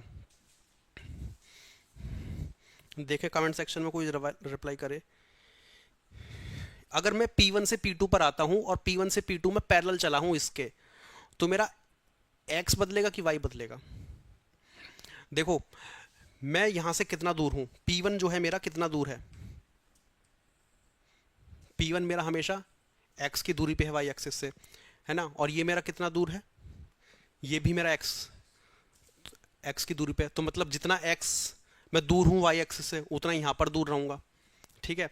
और ये मेरा कितना दूर था? y यूनिट दूर था x एक्सिस से, और ये मेरा कम दूरी पे है, तो मेरा ये बदल जाएगा, इसको मैं y2 कह देता हूं। तो जब भी कभी मैं y एक्सिस के पैरेलल चलता हूं, ठीक है, जब भी कभी मैं y एक्सिस के पैरेलल चलूंगा, तो हमेशा मेरा y कंपोनेंट ही बदलेगा। अब मुझे इन दोनों के बीच में डिस्टेंस बताना है। अब डिस्टेंस फॉर्मूला लगाने की जरूरत ही नहीं है, इन दोनों के बीच का डिफरेंस निकाल दो, कितना हो जाएगा? मॉड्यूलस y माइनस y2, यही डिस्टेंस हो गया। अगर मान लो डिस्टेंस फॉर्मूला लगाओगे भी तो यही आंसर आएगा, क्यों? x माइनस एक्स का square plus y minus y2 का स्क्वायर पूरे का अंडर रूट, तो जीरो ही देने वाला था, है ना? और क्योंकि डिस्टेंस है, डिस्टेंस हमेशा कौन सी क्वांटिटी थी? स्केलर, फिजिक्स में देखा था हमने, है ना? अब जिन्होंने फिजिक्स नहीं पढ़ी, फिजिक्स के लेक्चर ही मैं लूंगा, यहाँ पर बताऊंगा आप सभी को। अब क्योंकि स्केलर क्वांटिटी क्या होती है? पॉजिटिव होगी, क्योंकि उसमें डायरेक्शन नहीं होती, तो क्या हो जाएगा ये मेरा? पॉजिटिव। तो मॉडुलस मैंने इसलिए लगाया है। इतना बात समझ में आ गया? ओके। अब उसी तरह से मुझे बताओ कि अगर मैं along the x axis move कर रहा हूं, अगर along the x axis move करूंगा, तो मेरा वाई कोऑर्डिनेट जो है, जो ऑर्डिनेट होगा, ऑर्डिनेट कहते हैं हमेशा इसको, और इसको कहते हैं एब्सिसा, पूरा होता है कोऑर्डिनेट। तो मेरा ऑर्डिनेट हमेशा क्या रहने वाला है? सेम। क्योंकि मेरा क्या बदलेगा इस बार? एब्सिसा। तो एब्सिसा का डिफरेंस निकाल दो। ये ऐसी ट्रिक है, मतलब ये ट्रिक नहीं है, ऑब्जर्वेशन है ना? ये सर्कल्स में यूज करूंगा इस थॉट प्रोसेस को, काफी ज्यादा समझ में आएंगी बातें वहां। चलो बढ़िया। तो ये वाली बात जो है सॉर्टेड है। अच्छा एक बात बताता हूँ, जब मैंने प्रीवियस पेपर स्टडी करे एनडीए के, तो उसमें मैंने देखा कोलिनियरिटी, कोलिनियरिटी के बेसिस पे काफी सारे क्वेश्चन पूछे गए हैं। तो आप कोलिनियर हमें पता है, जब भी कोई पॉइंट्स 3 हो, 4 हो, 5 हो, 10 हो, 15 हो, एक ही स्ट्रेट लाइन पे लाई करे, एक ही लाइन पे लाई करना जरूरी है। अगर मेरे पास जितने भी पॉइंट्स हैं, एन पॉइंट्स ले लेता हूं मैं, एन पॉइंट्स ले लिए, और ये सभी एन पॉइंट्स एक ही लाइन पर लाई करें, ठीक है, यहां थे पॉइंट्स, तो इसको हम क्या कहते हैं? कोलिनियर। कोलिनियर अगर कोई पॉइंट्स होंगे तो कोलिनियरिटी में क्या होगा? बहुत सारे ऑब्जर्वेशन आते हैं हमारे पास। पहला, कोलिनियर पॉइंट से एक ट्रायंगल जो बनेगा, उसका एरिया हमेशा जीरो आएगा, ठीक है? कोलिनियर पॉइंट्स जितने भी लाई करेंगे, ये हमेशा एक ही स्ट्रेट लाइन पे लाई कर रहे होंगे। कोलिनियर पॉइंट्स, कोई भी दो पॉइंट्स के बीच का स्लोप हमेशा सेम आएगा। ऐसे बहुत सारे ऑब्जर्वेशन है, ठीक है? तो कोलिनियर के ऊपर हम थोड़ा सा डिस्कशन करेंगे थ्रू दी क्वेश्चन, लेकिन कोलिनियरिटी पे क्वेश्चन बने हैं। कोलिनियर का मतलब आपको समझ में आ गया, को मतलब एक साथ, लीनियर मतलब एक लाइन पे लाई करने वाले। तो कोलिनियर पे हम बात कर रहे होंगे कुछ कुछ। तो एक बात और बताता हूँ, कोऑर्डिनेट ज्योमेट्री हम पढ़ तो ज्योमेट्री ही रहे हैं, ज्योमेट्री में कोऑर्डिनेट मतलब मैंने पॉइंट्स की लोकेशन पता है मुझे, उन लोकेशन के बेसिस पे मुझे एक्स्ट्रा थ्योरी का अंदाजा लग रहा है। इसमें आपकी जो बेसिक ज्योमेट्री 6, 7, 8, 9, 10 में पढ़ी है, उसका भी यूज होगा। मुझे पता होना चाहिए कि इक्विलेटरल ट्रायंगल क्या है, स्केलेन ट्रायंगल क्या है, आइसोसेलेस क्या है, सरकम सेंटर क्या होता है, ऑर्थो सेंटर क्या होता है, ये सब बातें पता होनी चाहिए। ये सब मैं भी बताऊंगा, लेकिन पुरानी क्लासेस का रिवीजन यहाँ पे थोड़ा सा रहेगा, ठीक है? तो ये ज्योमेट्री एकदम आइसोलेशन की ज्योमेट्री नहीं है, हम पुरानी ज्योमेट्री जो पढ़ते आए हैं आज तक वही पढ़ रहे हैं, बस हमने और डेप्थ में जा रहे हैं चीज़ों को, ठीक है? यहाँ पर हम स्केलिन भी देखेंगे, आइसोसेलेस भी देखेंगे, बहुत कुछ देखेंगे। तो एक टॉपिक मैं आपको बताता हूँ कि कोलिनियर की थ्योरी इतनी ही थी, कोलिनियर के ऊपर आप क्वेश्चन करके हम चीज़ों को देखेंगे। अब क्वेश्चन करने से पहले मुझे कुछ बातें और बतानी पड़ेंगी, जब भी क्वेश्चन का सेंस बनेगा कुछ कुछ, ठीक है? अब हम आते हैं इक्विलेटरल ट्रायंगल पे।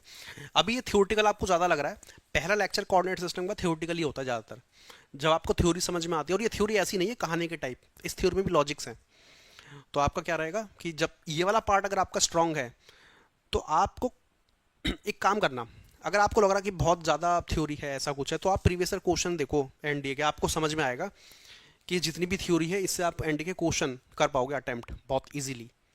इजीली अटेम्प्ट की बात कर रहा हूँ मैं, ऐसा नहीं कि आपको समझ ही नहीं आएगा क्वेश्चन। कोलिनियरिटी के ऊपर 8 से 10 सवाल डायरेक्ट पूछे गए हैं।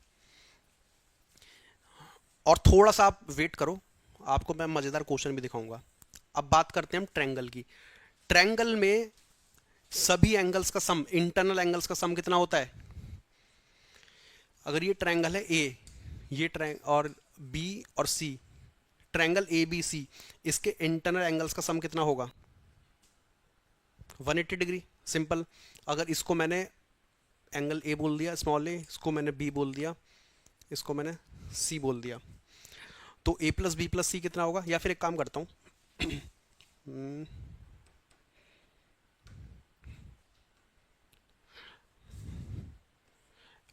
इसको एंगल ए बोलता हूँ, मतलब ये हो गया मेरा एंगल ए, ये हो गया मेरा एंगल बी, और ये हो गया मेरा एंगल सी। तो angle A plus angle B plus angle C, ये कितना होता है? 180 या पाई, एक ही बात है। ठीक है, ये सबको पता है। एक्सटर्नल एंगल किसे कहते हैं यहाँ पे?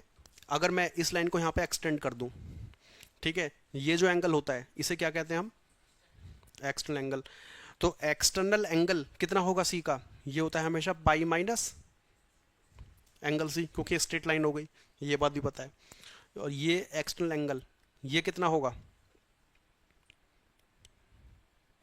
इस लाइन को एक्सटेंड करो तो ऐसे बना दो, इसको करो तो ऐसे बना दो। एक मिनट, अगर मैं ऐसे एक्सटेंड करूंगा तो इसको लोगे आप, ठीक है, ये भी कितना आएगा? पाई माइनस सी। ओके, और ये एंगल कितना आएगा? Angle C. आया समझ में? हल्का सा कुछ डायग्राम दिख रहा है? मतलब किसी भी एक लाइन को एक्सटेंड करो तो एक्सटर्नल एंगल मुझे दो मिलेंगे, पाई माइनस सी पाई माइनस सी, और ये भी वर्टिकली अपोजिट थे, तो मैं यहाँ से भी कह देता ये वर्टिकली अपोजिट है। ये थ्योरी यहाँ पर भी लगेगी, यहाँ पर भी लगेगी, तो मुझे एक्स एक एंगल दिख रहा है। ठीक है, अब मुझे एक बात बताना कि अगर मेरा कोई भी दो एंगल इक्वल हो जाएं, मैं सपोज कर देता हूँ एंगल बी, और मार्कर चेंज करता हूँ, सेम मार्कर से ना थोड़ा सा खिचड़ी सी हो जाती है। ये हो गया एंगल बी और ये हो गया एंगल सी। अगर ये दोनों बराबर हो जाएं तो हमेशा ए बी ए सी के बराबर हो जाएगा। इसका मतलब क्या हुआ? ये कौन सा ट्रायंगल हो गया? आइसोसेलेस। ठीक है, और अगर एंगल ए और बी और सी तीनों आपस में बराबर हो जाएं तो इसका मतलब क्या होगा? Equilateral triangle. तो तीनों साइड भी आपस में क्या हो जाएंगी? बराबर। अब मुझे एक बात बताओ, अगर तीनों बराबर हैं आपस में तो मैं क्या लिख सकता हूँ? 3 into angle A equals to pi, मतलब यही 180 होता है, 180 डिग्री। ठीक है, ये समझ में आ गया? तो एंगल ए कितना हो जाएगा मेरा? पाई बाई 3 या फिर 60 डिग्री। तो इक्विलेटरल ट्रायंगल में तीनों एंगल कितने होते हैं? 60 डिग्री के। ये कहानियाँ पता है, ऐसे कुछ नई बात नहीं बता दी है ना। तो अब मैं इसलिए बता रहा हूँ क्योंकि मैं चाह रहा हूँ कि जो भी टॉपिक मैं बताऊँ हर एक बच्चा सेम पेज से स्टार्ट करे। किसी का मैथ थोड़ा भी हिला हुआ था पुराना वाला, तो अब उसको समझ में आ गया। एक ट्रायंगल होगा, दोनों एंगल बराबर होंगे, तो हर एक एंगल 60 डिग्री का होगा, तो ये एंगल कितना होगा? हमेशा 60 डिग्री। ये एंगल कितना होगा? 60 डिग्री। ये एंगल कितना होगा? 60 डिग्री। अगर इसकी लेंथ एल है तो ये भी कितना हो जाएगा? एल। ये भी कितना हो जाएगा? एल। अगर मुझे किसी क्वेश्चन में किसी तरह से ये बात पता लग जाए कि तीनों एंगल बराबर हैं तो हमेशा 60 ही बन सकते हैं वो, तो वो हमेशा इक्विलेटरल ट्रायंगल होगा। अगर किसी भी तरीके से मुझे ये बात पता लगती है कि तीनों साइड आपस में बराबर हैं तो हमेशा वो क्या है? इक्विलेटरल ट्रायंगल ही बन रहा होगा। ओके, अब मुझे इतनी कहानी समझ में आती है, तो इक्विलेटरल ट्रायंगल के बारे में मुझे बातें समझ में आ गई। अब मुझे एक बात बताना कि अगर मैं क्या करता हूँ, ए पॉइंट पे एक परपेंडिकुलर ड्रॉप किया। परपेंडिकुलर ड्रॉप का मतलब है ए पॉइंट से अपोजिट साइड पे एक लाइन ड्रॉ करो, है ना, और ये वाली लाइन और बेस जिस पर मैंने परपेंडिकुलर ड्रॉप किया उसको बेस बोला। इन दोनों के बीच में एंगल क्या है? 90 डिग्री। तो इसको मैं क्या कहते हैं? Perpendicular drop. अगर मैंने परपेंडिकुलर ड्रॉप किया है, मुझे एक बात बताओ, ये एंगल कितना है? 60 डिग्री। इक्विलेटरल की बात हो रही है, और परपेंडिकुलर है तो ये एंगल कितना हो गया? 90। तो ये कितना हो गया? 30 डिग्री। ठीक है, मैंने यहाँ पर कहीं भी कोई वैल्यू तो नहीं डिफाइन करी लेंथ की, एल ही जेनरिक वैल्यू ले रखी है। एंगल डिफाइन हो गया मेरे पास। अब मुझे एक बात बताना कि ये ट्रायंगल उठाओ, इसको मैं कह देता हूँ ए डैश। ट्रायंगल ए बी और ए डैश ऐसे कुछ बन रहा है, ए बी और ए डैश। ये एंगल कितना है 60 डिग्री। ये लेंथ कितनी है एल। तो मुझे बताओ ये लेंथ कितनी आएगी, कैसे निकालोगे? बिल्कुल निकालो।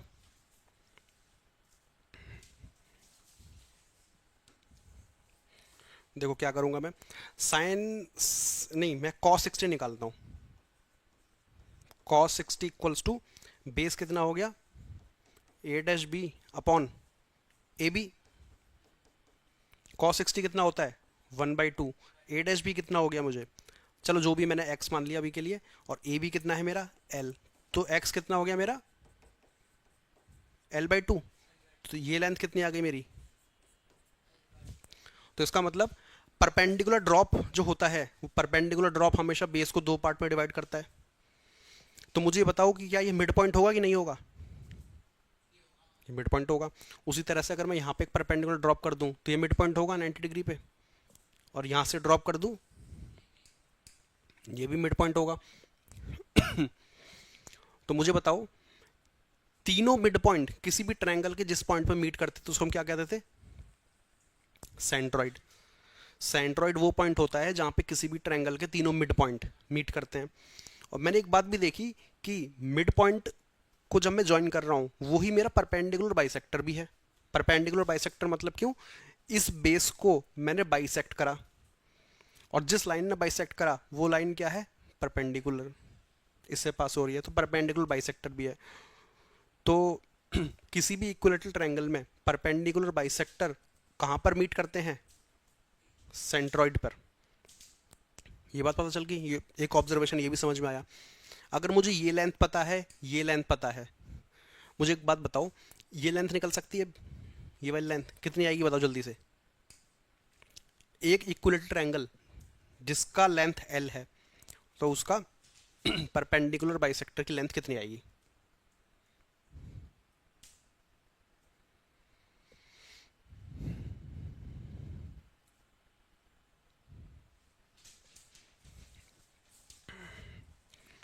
यहां पर मैं यूज करूंगा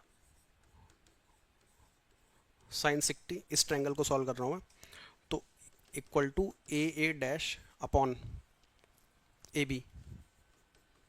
साइन 60 होता है मेरा इंटू ए बी कितना हुआ मेरा L equals to A dash. तो कितना आ गई ये लेंथ मेरी √3/2 L।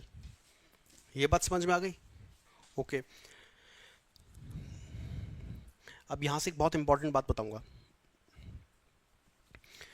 तो मुझे परपेंडिकुलर बाइसेक्टर की लेंथ मिल रही है, बेस का डिवीजन मिल रहा है, यहाँ ये मिल रहा है। इक्विलेटरल ट्रायंगल पे काफ़ी क्वेश्चन यूज़ कर रहे हैं, तो मैं इक्विलेटरल ट्रायंगल से कुछ कुछ कहानियाँ बनाने की कोशिश कर रहा हूँ। कहानियाँ मतलब ऑब्जर्वेशन, ठीक है, ये काम आएंगी सारी बातें। इतना डायग्राम ड्रॉ कर लिया, समझ में आ गया? कुछ डाउट है तो पूछ लो, मैं कमेंट में वेट ही कर रहा हूँ।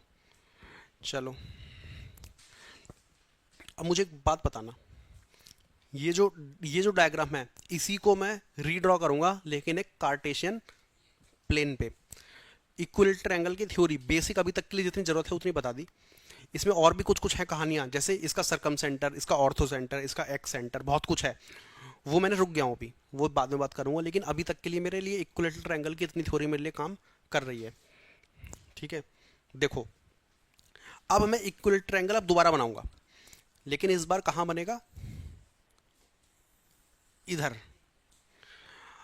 तो अब मुझे एक बात बताओ कि मैंने अगर इक्विलेटरल ट्रायंगल का एक वर्टेक्स ले लिया ओरिजिन पे, ठीक है, लेंथ कितनी रखूं इसकी एल, तो दूसरा वर्टेक्स मैं एक्सिस पे ही चलता हूं, यहां ले लिया, कितना हो गया ये L,0, समझ में आ गया। तीसरा कहां लूंगा, ऊपर ले लेते हैं, यहां वही तो बना रहा हूं मैं ट्रायंगल जो भी बनाया था, लेकिन इस बार कोऑर्डिनेट प्लेन पे है तो कोऑर्डिनेट पॉइंट्स होंगे। मुझे एक बात बताओ, इसके कोऑर्डिनेट पॉइंट कितने हैं? 0 0। इसके कितने हैं? तो इसका एब्सिस L/2 आएगा कि नहीं आएगा? आ गया कहानी समझ में? और ऑर्डिनेट आ गया समझ में? अब देखो सबसे मजे की बात, मैंने यहां पर डिफाइन करा कि ये लेंथ कितनी होगी। वेरिएबल ले लिया, एल तो कुछ भी हो सकता है, कुछ भी हो सकता है। अब मुझे एक बात बताओ, एल एक रियल नंबर होगा, रेशनल भी हो सकता है, इरेशनल भी हो सकता है, ठीक है। अब मुझे एक बात बताना, ये ओरिजिन कुछ भी हो सकता था, 1 1 1 4 कुछ भी हो सकता था, जरूरी नहीं है कि ओरिजिन पे रखूं। अब मुझे एक बात बताओ कि इसके दोनों एब्सिस और ऑर्डिनेट दोनों क्या हैं, रेशनल की इरेशनल? रेशनल। दोनों रेशनल, 0 0 रेशनल, ठीक है। दूसरा पॉइंट बी, ये क्या है, रेशनल। मैं मान रहा हूं कि एल की जो भी वैल्यू दूंगा वो रेशनल ही दूंगा, इसलिए रेशनल। एल की वैल्यू 15 -17 17/2 कुछ भी दे दूं, रेशनल ही है। मैंने ये रेशनल रखा, ये भी रेशनल रखा, तो मुझे ये क्या मिला, एब्सिसा। एब्सिसा तो मुझे रेशनल मिला, लेकिन ये क्या मिला, ऑर्डिनेट, इरेशनल। ठीक है। अब मुझे एक बात बताओ, अगर मैं एल को इरेशनल ले ही लेता तो मेरा ये पॉइंट इरेशनल आ ही जाता। मैंने रेशनल लिया अपनी तरफ से, एक पॉइंट जो कि रेशनल था, दूसरा पॉइंट जो कि रेशनल था, इसको इक्विलेटरल बनने के लिए तीसरे पॉइंट को इरेशनल होना पड़ा कि नहीं होना पड़ा? अब मुझे एक क्वेश्चन का आंसर दो। मैंने एक ट्रायंगल के कोऑर्डिनेट दे दिए, तीनों पॉइंट रेशनल हैं, तीनों पॉइंट रेशनल हैं, तो क्या वो कभी एक इक्विलेटरल ट्रायंगल बना सकता है? सिंपल। अब मुझे एक बात बताओ, अगर एग्जाम में कभी क्वेश्चन आ जाए, एग्जाम में क्वेश्चन में क्या मुझे 3 पॉइंट देता है, चलो मुझे एक पॉइंट दे दिया 1,2 3,4 10,8, ठीक है। मैंने रैंडम लिया है और मैं मान रहा हूं कि ये तीनों एक लाइन पे नहीं आते होंगे, है ना। चेक कर लेता हूँ, कंफर्म स्लोप ले लेता हूँ। 4 -2 3 -1 2, इसका स्लोप तो है 2, इन दोनों का स्लोप 2 आ रहा है। चेक करने के लिए मैंने रैंडम बनाया, क्योंकि 8 -4 4 10-3/7, इसका स्लोप इतना है। और इन दोनों का और देख लेता हूँ एक बार, 8 -2 6 अपॉन 10-1 9, तीनों का स्लोप अलग अलग है। ओके, क्वेश्चन ठीक है फिर मेरा। मैं कह रहा हूँ मेरे पास 3 पॉइंट हैं, 1 2 3 4 10 8, 3 पॉइंट हैं, तीनों एक लाइन पे तो लाई नहीं कर रहे, ठीक है। ये स्लोप मैंने अपने कंफर्मेशन के लिए किया था, मैं सब बताऊंगा आगे स्लोप का मतलब क्या है, सब क्या होता है। ये तीनों पॉइंट एक ट्रायंगल बना रहे हैं, मतलब ये कुछ इस तरह से हैं। एग्जाम में आया क्वेश्चन, बताओ ये तीनों पॉइंट से बनने वाला ट्रायंगल, मैंने 3 ऑप्शन दे दिए। पहला कोलिनियर, दूसरा इक्विलेटरल ट्रायंगल ऐसे करके, तीसरा आइसोसेलेस, और चौथा दे दिया स्केलन। कोलिनियर मुझे चेक करना पड़ेगा स्लोप देख के, ऐसे कुछ करके मैंने एकदम बता दिया तीनों कोलिनियर नहीं है, तो मेरा ये ऑप्शन कटा। तीनों पॉइंट क्या है, रेशनल, तो क्या इक्विलेटरल हो सकता है ये? तो काटो, करने की जरूरत क्या है, होमवर्क के लिए करके देखना, इक्विलेटरल नहीं आएगा कभी, ठीक है। आ गया समझ में? अगर तीनों पॉइंट मुझे क्या मिल गए, रेशनल मिल गए, तो मतलब ये कभी भी इक्विलेटरल ट्रायंगल नहीं हो सकता। देखो कितनी अच्छी बात यहाँ से एकदम देखते समझ में आ रही है। कैलकुलेट करते तो कम से कम 30 से 45 सेकंड कंज्यूम होते, बच गए। मजे की बात है। ये ऑब्जर्वेशन लिख लो अपनी कॉपी में, किसी भी ट्रायंगल में अगर तीनों पॉइंट मुझे रेशनल मिलते हैं तो वो ट्रायंगल कभी भी इक्विलेटरल तो नहीं बनेगा, ठीक है। आइसोसेलेस हो सकता है, स्केलन हो सकता है, ठीक है। जब आइसोसेलेस बताऊंगा, ये सारी बातें और ज़्यादा इंटरेस्टिंग हो जाएंगी जब मैं थोड़ा सा स्ट्रेट लाइन स्लोप के बारे में बात कर लूंगा, ठीक है। तो अभी के लिए मैं कोशिश कर रहा हूँ कि जितना थ्योरी पढ़ लिया उसके बेसिस पे कितना मैक्सिमम में इंफॉर्मेशन दे सकता हूँ। और कोई भी इंफॉर्मेशन मैं इस तरह से नहीं दूंगा कि जो रटनी पड़े। आपको हर एक चीज़ का लॉजिक पता होगा। लॉजिक पता होता है तो एक एडवांटेज ये है कि रिवीजन करने पड़ते हैं कम, दिमाग में बैठनी चाहिए ज़्यादा लंबे समय तक। ठीक है। और आपकी क्रिएटिविटी वाला एस्पेक्ट भी डेवलप जब भी हो पाता है जब आपने चीज़ों के लॉजिक समझे हो। ठीक है, तो ये हुआ। और क्या बचा?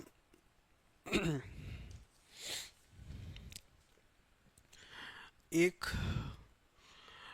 ट्रिक है, not very important to remember but if you can keep it. ठीक है, मेरे पास एक ट्रायंगल है इक्विलेटरल, ये पॉइंट ए है, ये पॉइंट बी है।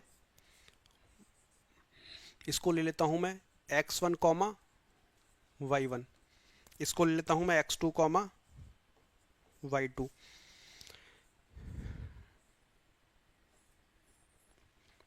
सी के पॉइंट नहीं पता, मुझे बताओ चलो जल्दी से। एक ट्रायंगल है A B C and that is an equilateral triangle. If the coordinates of A are x1 and y1, coordinates of B are x2 and y2, what will be the coordinate of point C?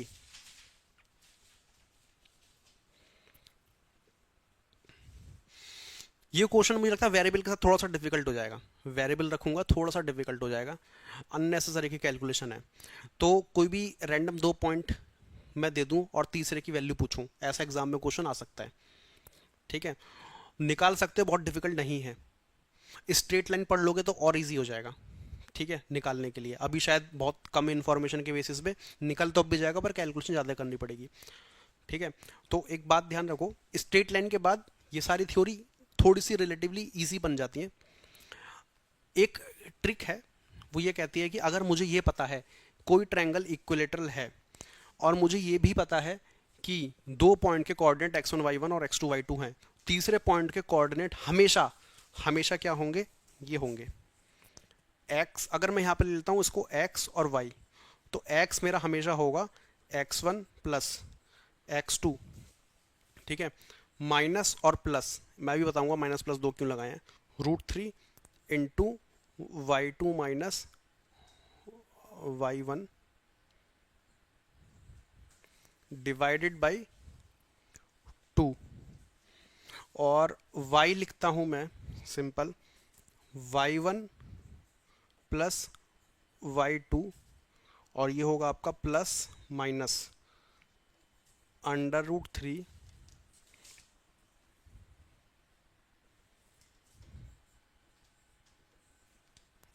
x2 minus x1।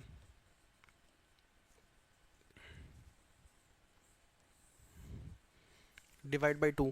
ये formula याद हो जाए तो अच्छी बात है, ना हो तो इतना कोई लोड नहीं है। देखो फॉर्मूला क्या कह रहा है, फॉर्मूला नहीं है, ये भी आउटपुट ही है ना। मैं इस पर इसलिए बता रहा हूँ कि इक्विलेटरल ट्रायंगल पे क्वेश्चन बने हैं, नहीं बने होते तो मैं ऐसा कुछ याद नहीं करवाता। ठीक है, अब याद करना आसान भी है। मुझे x1 पता है, x2 पता है, तो x1 x2 को जोड़ दो। तीसरे पॉइंट के कोऑर्डिनेट चाहिए, तीसरे पॉइंट के कोऑर्डिनेट में माइनस प्लस दोनों क्यों लगाए हैं? अगर a और b मुझे पता है, इन दोनों को जोड़ के मुझे एक इक्विलेटरल ट्रायंगल बनाना है, तो एक ट्रायंगल तो यहाँ है, एक ट्रायंगल यहाँ भी तो बन सकता था, ऐसे एक यहाँ भी तो बन सकता था। इसलिए 2 पॉइंट मिलने चाहिए, इन दोनों से बनने वाले इक्विलेटरल ट्रायंगल 2 आएंगे, एक इस साइड और एक इस साइड। ठीक है, इसलिए यहाँ पे क्या है? माइनस प्लस दोनों। ठीक है, अब देखो अगर आप यहाँ लेते हो माइनस तो y में क्या लोगे? प्लस। यहाँ पे लेते हो प्लस तो y में क्या लोगे? माइनस। उल्टा रखना है। और √3 इंटू y2 माइनस y1, ये √3 समझ में आ गया कहाँ से आ गया? साइन 60 वाला जो हिसाब करा था ना, अगर इसको कैलकुलेट भी करोगे ना मैनुअली तो ये साइन 60 है, तो साइन 60 से √3 निकल रहा था। जब निकालोगे कैलकुलेट खुद करोगे तो साइन 60 मुझे यूज़ करना ही पड़ेगा, तो ये √3 वहाँ से आया है। अगर निकालने की देखोगे √3 कहाँ से बना डेरिवेशन में, इसकी वैल्यू मुझे यूज़ करनी पड़ेगी निकालने में, वहाँ से आया है ये। √3 इंटू y2 माइनस y1। देखो x निकालने में √3 के साथ y2 माइनस y1 निकालना। ठीक है, सिमेट्री है फॉर्मूले में, एक बार लिखोगे ऑब्जर्व करोगे समझ में आ जाएगा, और इसका डेरिवेशन खुद निकाल के देखोगे तो पूरा याद ही हो जाएगा। इसका डेरिवेशन निकालने की कोशिश करना जब स्लोप और स्ट्रेट लाइन पढ़ लो, ज़्यादा बेटर तरीके से चीज़ें हो जाएंगी। अभी के लिए मैंने फॉर्मूला लिख दिया है, इस फॉर्मूले को मैं समझाऊंगा, इसको ड्राइव भी करूंगा, लेकिन स्ट्रेट लाइन के बाद। बता अभी इसलिए दिया क्योंकि इक्विलेटरल एंगल के ऊपर कुछ ऑब्जर्वेशन चल रहे हैं, तो आपके नोट्स में चीज़ें एक जगह आ जाएंगी। ठीक है, कुछ ऐसी बातें जो मैं अगर बाद में बताऊंगा, लेकिन कुछ टॉपिक यहाँ से रिलेवेंट है, मैंने उसका नाम बता दिया अभी। जैसे ऑब्लिक एक्सिस के बारे में थोड़ा थोड़ा कुछ बताया था मैंने, शिफ्टिंग ऑफ ऑरिजिन और रोटेशन ऑफ एक्सिस के बारे में, वो बातें बाद में होंगी, लेकिन मैंने मेंशन कर दी यहाँ पे, ताकि रिवीजन करते टाइम आपको पता चले कि इस टॉपिक को यहाँ से भी लिंक हो सकता है, ऐसा कुछ को समझ में आएगा। तो मुझे ये बात समझ में आ गया, इतना इक्विलेटरल एंगल के बारे में इतनी कहानी मुझे समझ में आ जाती है। मेरे पास बचा आइसोसेलेस। आइसोसेलेस में क्या होगा, दो साइड बराबर होंगी, उनके कॉरेस्पॉन्डिंग एंगल मेरे बराबर आ जाते हैं। ठीक है, तो इतना ही है। बाकी कुछ टॉपिक के मैं यहाँ नाम लिख देता हूँ जो हम ज़्यादातर स्ट्रेट लाइन चैप्टर के दौरान पढ़ रहे होंगे। मैं नाम लिख देता हूँ ताकि आपको पता रहे, कि आपको इतना तो कॉन्फिडेंस हो जाए कि कुछ भी टॉपिक ऐसा नहीं जो मिस कर दिया। जैसे कि एक है मेरे पास इन सेंटर, इनका कैलकुलेशन वाला पार्ट और कॉन्सेप्चुअल पार्ट दोनों में एक साथ शुरू करूंगा। ऐसा नहीं कि इन सेंटर अभी समझा देता हूं और फिर स्ट्रेट लाइन में फिर से इनके ऊपर क्वेश्चन करेंगे। स्ट्रेट लाइन में अगर मैं इन सेंटर की बात करूंगा तो वहां पर इस कॉन्सेप्ट को भी बता दूंगा। इन सेंटर हो गया, ठीक है, एक हो गया मेरा एक्स सेंटर, एक है मेरा सरकम सेंटर, एक होता है मेरा ऑर्थो सेंटर, टर, और सरकम सेंटर से रिलेटेड एक सरकम सर्कल भी मिलता है मुझे। हर एक से रिलेटेड एक सर्कल है। इन सेंटर से रिलेटेड क्या बनेगा, एक इन सर्कल, यहां से बनेगा मेरा एक्स सर्कल। सरकम सेंटर से बनता है सरकम सर्कल, ऑर्थो सेंटर से बनेगा एक सर्कल, यहां से ही बनेगा। एक आता है आपका 9 पॉइंट, वो सब बताऊंगा मैं। एक्चुअली इन सब की कैलकुलेशन अगर एग्जाम में पूछेगा कभी, तो वो सब कैलकुलेशन क्या है कि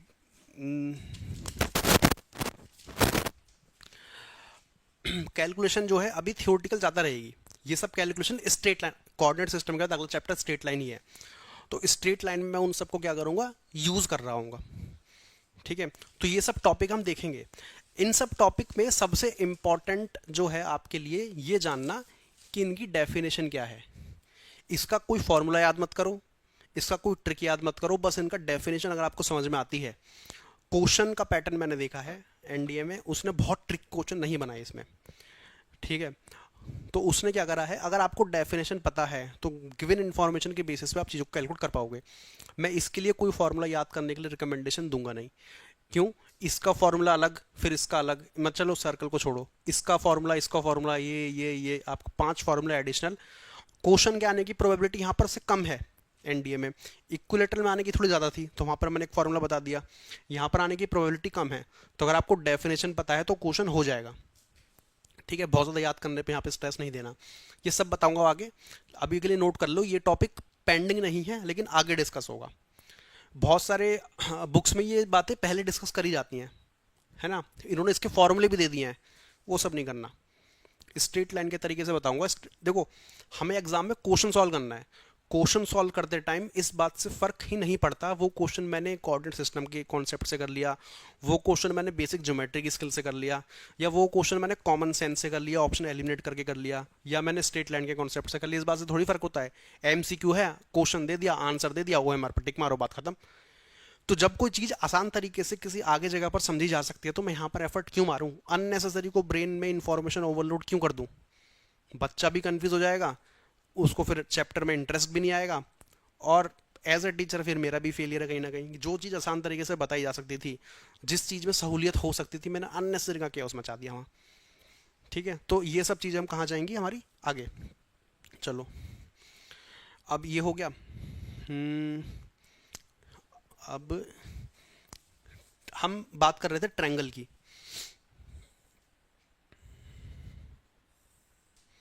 सपोज करो कि ये ट्रायंगल है, इसके पॉइंट्स क्या दिए मुझे, x1 कॉमा y1, ये पॉइंट क्या है x2 कॉमा y2, और ये क्या है x3 कॉमा y3। 3 पॉइंट है। मुझे पूछता है कि इस ट्रायंगल का एरिया निकालो। ठीक है। तो यहाँ पर मैं एक तरीका बता रहा हूँ निकालने का, और वो तरीका किसी भी पॉलीगॉन का एरिया निकालने के लिए भी एप्लीकेबल है। ठीक है, वो देखो वो तरीका क्या है। क्या करना है आपको,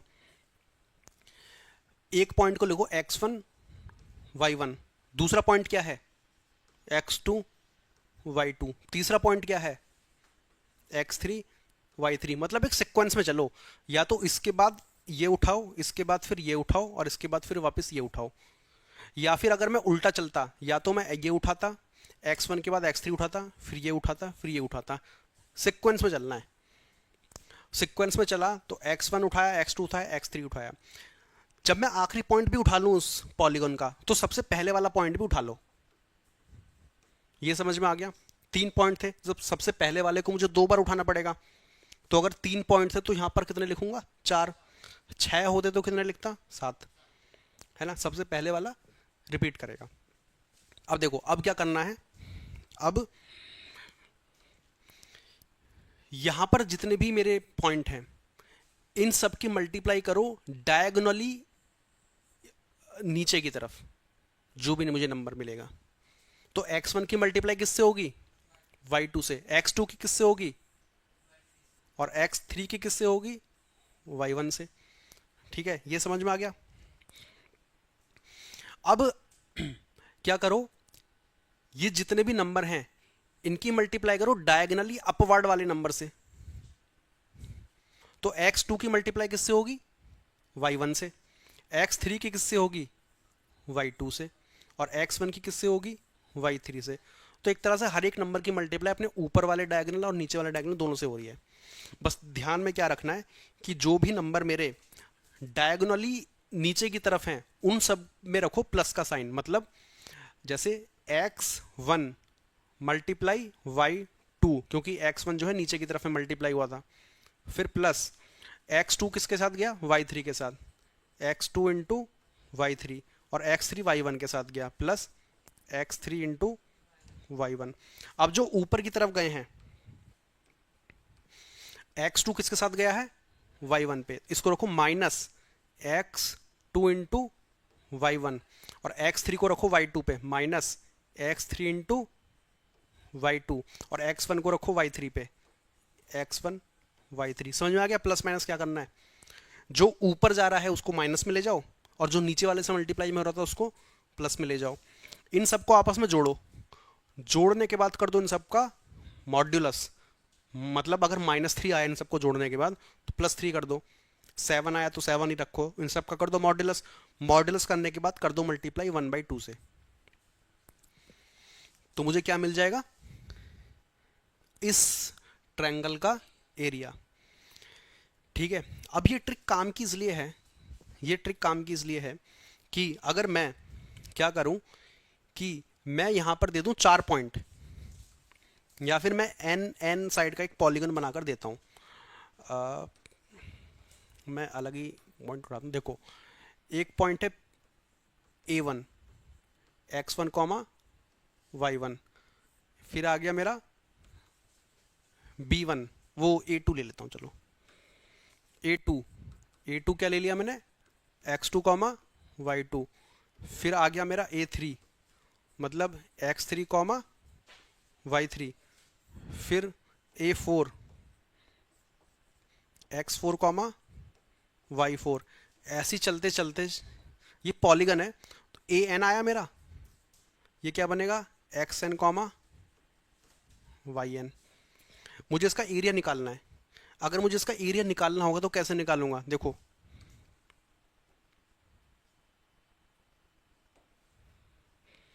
1/2 मॉड्यूलस जो भी नंबर है यहाँ पे, वो नंबर कहाँ से आया, देखो x1 y1 x2 y2 x3 y3 x4 y4 xn yn। Exam में लिमिटेड पॉइंट देगा, बस मैंने बता दिया कि फॉर्मूला एन साइड के पॉलीगॉन पर भी एप्लीकेबल है।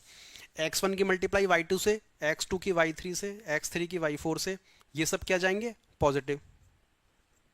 ठीक है, इन सबको जोड़ दो। फिर इसके बाद x2 की y1 से, x3 की y2 से मल्टीप्लाई करो, ये सब क्या आ जाएंगे माइनस में कर दो, प्लस माइनस है यहाँ, मॉडल्स निकाल के 1/2 कर दो, आगे पॉलीगॉन का एरिया सॉर्टेड। दिक्कत तो नहीं इसमें कुछ? आ गया पॉलीगन का एरिया निकालना। पॉलीगन का एरिया ट्रायंगल, ट्रायंगल भी एक पॉलीगन ही तो है।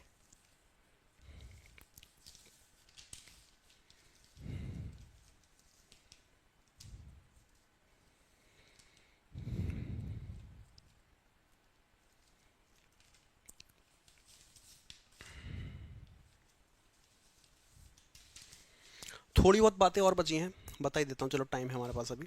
ये क्लासेस अक्सर आपकी 4:30 बजे की शेड्यूल करी जाएंगी, ठीक है। हम कोशिश करते हैं 4 बजे शेड्यूल करें, ताकि 4 से 6 2 घंटे का सेशन मिले पढ़ने के लिए, ठीक है।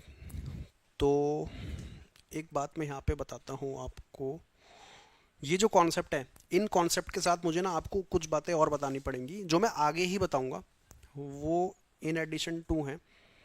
ये सब वो बातें जो आप पढ़ चुके हो, लेकिन मैं ऐसा कोई एजम्पशन नहीं लूंगा कि आपको आती हैं, सब कुछ मैं बताऊंगा ही।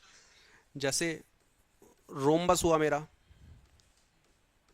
ठीक है। अब पॉलीगन, पॉलीगन अभी आया यूज करा तो मुझे याद आया, मुझे इसके बारे में ही बात करनी है। पॉलीगन, रोम्बस, स्क्वायर हो गया मेरा, रेक्टेंगल हो गया मेरा, ठीक है। और भी जितनी ज्योमेट्रिकल फिगर हैं वो सबकी बात होगी। सारी 2D फिगर है ये, क्योंकि हम 2D कोऑर्डिनेट पढ़ रहे हैं। 3D कोऑर्डिनेट भी आता है, 3D कोऑर्डिनेट से बहुत डिफिकल्ट चीज़ें नहीं पूछी एनडीए ने, तो बहुत डिफिकल्ट हम नहीं जाएंगे, बेसिक बेसिक देखेंगे। लेकिन इन सब की जरूरत पड़ती है। कैसे पड़ेगी? मुझे 4 पॉइंट दे देगा, 4 पॉइंट में पूछेगा बताओ ये ट्रायंगल बनाएंगे, ये रोम्बस बनाएंगे, स्क्वायर बनाएंगे, सर्कल बनाएंगे, क्या बनाएंगे, ऐसा दे देगा। अब या तो मैं निकाल निकाल के उनका स्लोप निकाल लूँ, लेंथ निकाल लूँ, ये करूँ वो करूँ, 5 मिनट से कम का मसाला है नहीं इसमें। तो कुछ ट्रिक है क्या ऐसी, जैसे तीनों पॉइंट देख के मैं बता दूं, अगर 3 पॉइंट अगर मेरे पास थे, मैंने देखा तीनों इंटीजर हैं, तो कभी इक्विलेटरल बनेंगे? नहीं बनेंगे।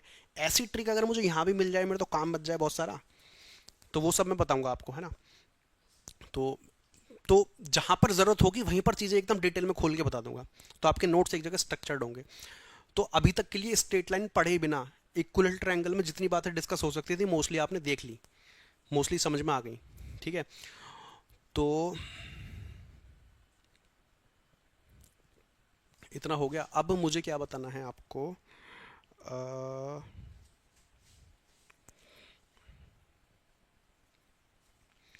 सेक्शन फॉर्मूला ही बचा है, सेक्शन फॉर्मूले पे आते हैं, चलो। सेक्शन फॉर्मूले भी आप ना पढ़ चुके हो पहले 10th में।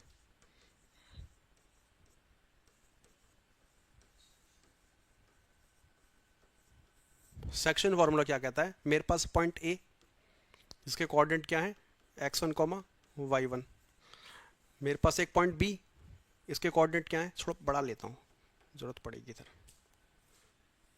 ये पॉइंट है बी, इसके कोऑर्डिनेट क्या है, x2 कॉमा y2। मेरे पास है एक पॉइंट सी यहाँ, इसके कोऑर्डिनेट है x कॉमा वाई। सी क्या करता है, ए सी एम, और सी बी क्या है, एन, मतलब सी ए बी के बीच में लाई करता है, और ये क्या करता है, ए बी को m/n रेशो में काटता है। ये रेशो मुझे गिवन है, तो मुझे पूछ रहा है कि सी के मुझे कोऑर्डिनेट बताओ, सी के कोऑर्डिनेट बताओ। तो देखो आपको क्या करना है, याद रखना ये फॉर्मूला, ये फॉर्मूला याद है तो काम ही आएगा। इसका प्रूफ रूफ छोड़ो, प्रूफ निकालोगे तो कोई बहुत फायदा नहीं है, निकाल सकते हो वैसे, स्ट्रेट लाइन से निकाल देना। देखो ए सी जो है इस साइड लाई कर रहा है, इसको मल्टीप्लाई करना इधर, कुछ बोर्ड में गड़बड़ी सी लग रही है, देखो इसको मल्टीप्लाई करना इधर, और एन वाले की कहाँ करो, इधर। समझ में आ गया क्या सिमेट्री है? जो रेशो पॉइंट ए के साथ है जुड़ा हुआ, उसको मल्टीप्लाई करना है दूसरे वाले पॉइंट पे, और जो रेशो बी के साथ जुड़ा हुआ उसको इस वाले पे करना है। इतना समझ में आ गया? अब देखो डायरेक्ट मैं कोऑर्डिनेट लिख दूं, तो एक्स के कोऑर्डिनेट क्या आएंगे, देखो एम इंटू कुछ एम इंटू x2, देखो m उठाया इंटू x2 प्लस n लिया, मल्टीप्लाई करूंगा x1 में, divided by m plus n। समझ में आ गया? उसी तरीके से y मिल जाएगा मुझे, y क्या होगा, m into Y two plus n into Y one upon m plus n। मुझे y मिल गया है, ठीक है, x और y मिल गए मुझे।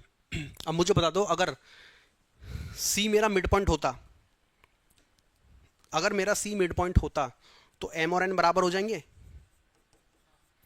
तो c क्या बन जाएगा,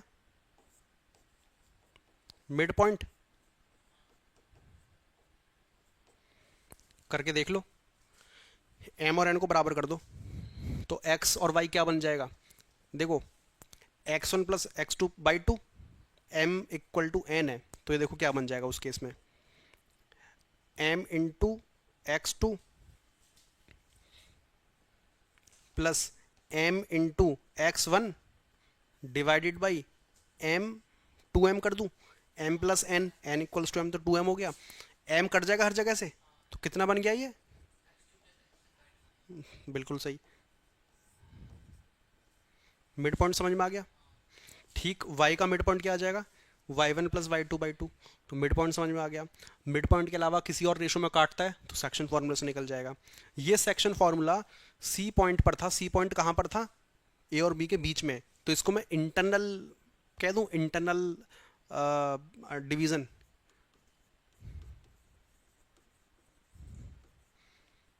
इंटरनल अंदर लाई कर रहा है। कुछ केसेस में ये हो सकता है कि जो सी पॉइंट है ये मेरा बाहर लाई करे। बाहर कैसे लाई करेगा, बाहर मतलब इस तरह से, ए समझ में आ गया क्या है, x1 कॉमा y1, बी समझ में आ गया x2 कॉमा y2, यहां है सी,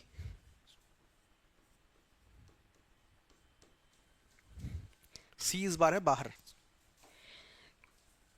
इस तरह से ए से लेके सी ये है m, और बी से लेके सी ये है n। पॉइंट्स तो मेरे पास ए बी थे, पॉइंट लिया मैंने इस बार सी, तो ए से लेके सी तक की लेंथ डिवाइडेड बाई बी से लेके सी तक की लेंथ, ये m/n रेशो में है। सी पॉइंट जो है इस बार ए और बी के बाहर लाई कर रहा है, तो इसको मैं क्या बोलता हूं, एक्सटर्नल।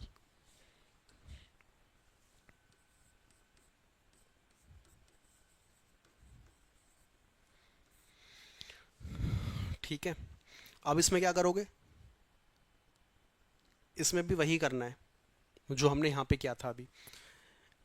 m किसके साथ जुड़ा हुआ है, a के साथ, n किसके साथ जुड़ा हुआ है, b के साथ, तो n वाला रेशो किस कोऑर्डिनेट के साथ मल्टीप्लाई में जाएगा, a के साथ, उल्टे के साथ जा रहा था, और m वाला किसके साथ मल्टीप्लाई में जाएगा, b वाले के साथ, हाँ, क्योंकि c मुझे निकालना है इस बार, c मुझे निकालना है। ये तो समझ में आ गया, जो रेशो जिस कोऑर्डिनेट के साथ जुड़ा हुआ था वो मल्टीप्लाई में जाता है दूसरे के साथ। जैसे यहां पर भी मैंने, देखो ये इधर आ गया, ये इधर आ गया, यहां पर भी यही है, बस ये पॉइंट उठ के यहां चला गया। ठीक है, तो फर्क ही क्या है फिर इसमें और उसमें, फर्क ये है कि एक्चुअल में ये पॉइंट इधर लाई कर रहा है, और ये वाला फॉर्मूला एप्लीकेबल जब ही था जब पॉइंट मेरा अंदर लाई करता है। ठीक है, तो मैं यहाँ पे क्या करूँगा कि इन दोनों में से बड़ा पॉइंट कौन सा है, बड़ा मतलब बड़ा रेशो m और n में से बड़ा रेशो, बड़ा नंबर कौन सा है, m, m बड़ा है मेरा।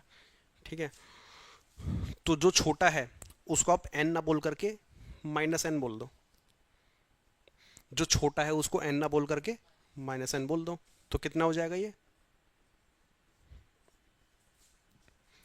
अब लगा दो वही तरीका जो पहले लगाया था। तो मुझे बताओ इसके कोऑर्डिनेट कितने आएंगे, सी के कोऑर्डिनेट कितने आएंगे, सी आएगा मेरा m इंटू x2, देखो ए के साथ जुड़ा हुआ है m, तो मल्टीप्लाई में जाएगा, m जुड़ा हुआ है a के साथ तो मल्टीप्लाई में जाएगा x2 के साथ। अब n ना लेकर के मैं इसको ले रहा हूं -n, एक्सटर्नल वाले में -n लेना है, -n इंटू किसके साथ जाएगा मल्टीप्लाई में, x1 के साथ, आ गया समझ में, अपॉन m -n, वाई भी निकल जाएगा ऐसे ही।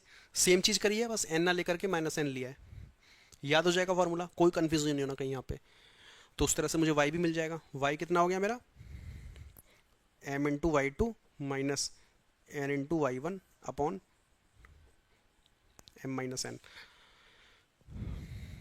ठीक है, इतनी बात समझ में आई। अब मुझे एक बात बताओ, मैथ में हम जब भी कोई स्टेटमेंट थ्योरी पढ़ते हैं, समझते हैं, कोई कंक्लूजन देते हैं, हम हमेशा एक बात बोलते हैं, डिनोमिनेटर कभी भी किसी भी रिजल्ट में जीरो नहीं होना चाहिए। डिनोमिनेटर कभी भी जीरो नहीं होना चाहिए, क्योंकि कभी भी डिनोमिनेटर जीरो होता है तो वही थ्योरी मैथ के स्कोप से बाहर है, नॉट डिफाइंड होती है। क्यों होती है वो मैं बात बाद में करूंगा, है ना। तो एक बार डिस्कशन हो भी चुका है इस बारे में एनसीईआरटी वाली प्लेलिस्ट में, पर एनडी वाली प्लेलिस्ट में ऐसा कोई डिस्कशन हुआ नहीं, वो करेंगे उसके बारे में बात ज़्यादा। एक्चुअली में ये डिस्कशन जो कैलकुलस का है, कैलकुलस की फाउंडेशन यहीं से स्टार्ट होती है, तो हम कैलकुलस पे जाएंगे तो ये बात हमें करनी पड़ेगी। अगर मैं कैलकुलस से पहले कभी ये बात बता दे रहा हूँ तो मतलब थोड़ा जल्दी बता दी। तो कैलकुलस में इसका डिस्कशन है, डिटेल में डिस्कशन है, जितना बताया उससे ज़्यादा डिस्कशन होगा। तो डिनोमिनेटर कभी जीरो नहीं होना चाहिए, एक्स और वाई का डिनोमिनेटर यहाँ पर भी जीरो नहीं होना चाहिए। फिर तो एम माइनस एन जीरो कब हो सकता है, जब एम और एन बराबर हो जाए। अब मुझे एक बात बताओ, एम क्या था मेरा, एक सी पॉइंट जो बाहर लाई कर रहा है, तो ए से लेके सी तक की लेंथ ही तो थी एम, और मेरा बी से लेके सी तक की लेंथ एन है। अगर एम और एन बराबर हो जाएंगे तो मतलब क्या है उस केस पे, क्या एम और एन बराबर हो सकते हैं इस केस में, नहीं हो सकते बराबर, क्योंकि एम हमेशा बड़ा होगा एन से, तो ये कभी जीरो आएगा। तो ये फॉर्मूले मेरे वैलिड है। अगर एम और एन मेरे बराबर हो जाएं तो उस केस में क्या है, एक्चुअल में ये पॉइंट कुछ ना होकर कि यही पॉइंट ही था। ठीक है, जब ये पॉइंट मुझे यही है तो फिर निकालने की जरूरत ही क्या है। तो समझ आया कि मतलब ये फॉर्मूला एप्लीकेबल है, इसमें कोई ऐसी कंडीशन नहीं जो याद रखनी है कि ये होना चाहिए नहीं होना चाहिए। क्यों, क्योंकि एम और एन, एम माइनस एन हमेशा जो है एक नंबर देगा मुझे जो कि जीरो नहीं हो सकता कभी। तो ये फॉर्मूला एप्लीकेबल है, सॉर्टेड है फॉर्मूला यहाँ पर। ठीक, और इसी केस में अगर मैं पीछे मुड़ जाऊं, मुझे बताओ क्या एम प्लस एन जीरो हो सकता है कभी, एम प्लस एन जीरो क्यों हो जाएगा जीरो। ए और सी कुछ लेंथ है मेरे पास, ये कुछ लेंथ है मेरे पास, ठीक है, इसको और इसको जोड़ रहा हूं मैं, ये लेंथ है ये। अगर एम और एम प्लस एन जीरो जब भी हो सकता है इस केस में, जब एम भी जीरो हो और एन भी जीरो हो। जब मेरा एम भी जीरो हो और एन भी जीरो कब हो सकता है, जब ये दोनों पॉइंट यहीं रखे हों, और जो मैं डिवाइड कर रहा हूँ वो भी यहीं रखा है। तो सेक्शन फॉर्मूला मेरे हिसाब से यहाँ तक कहानी इतना ही है, ये दो फॉर्मूला याद रखने, मेरा काम बन जाएगा। सेंट्रॉइड की बात करी थी मैंने थोड़ी देर पहले, एक सेंट्रॉइड की जब मैं बात कर रहा था, देखो ए बी सी, सेंट्रॉइड होता क्या है, सेंट्रॉइड होता है मेरा, बताओ, मैं भी बताऊंगा अभी। एक ट्रायंगल है एबीसी, ए बी सी तीनों के मुझे कोऑर्डिनेट पता है। मुझे बताओ ए और बी का मिड पॉइंट क्या है, हमने सेक्शन फॉर्मूला मिड पॉइंट देख लिया है, ए और बी का मिड पॉइंट क्या है, बिल्कुल सही, बहुत बढ़िया। ये बी और सी का कोऑर्डिनेट मिड पॉइंट बताओ, बाई टू, बिल्कुल सही।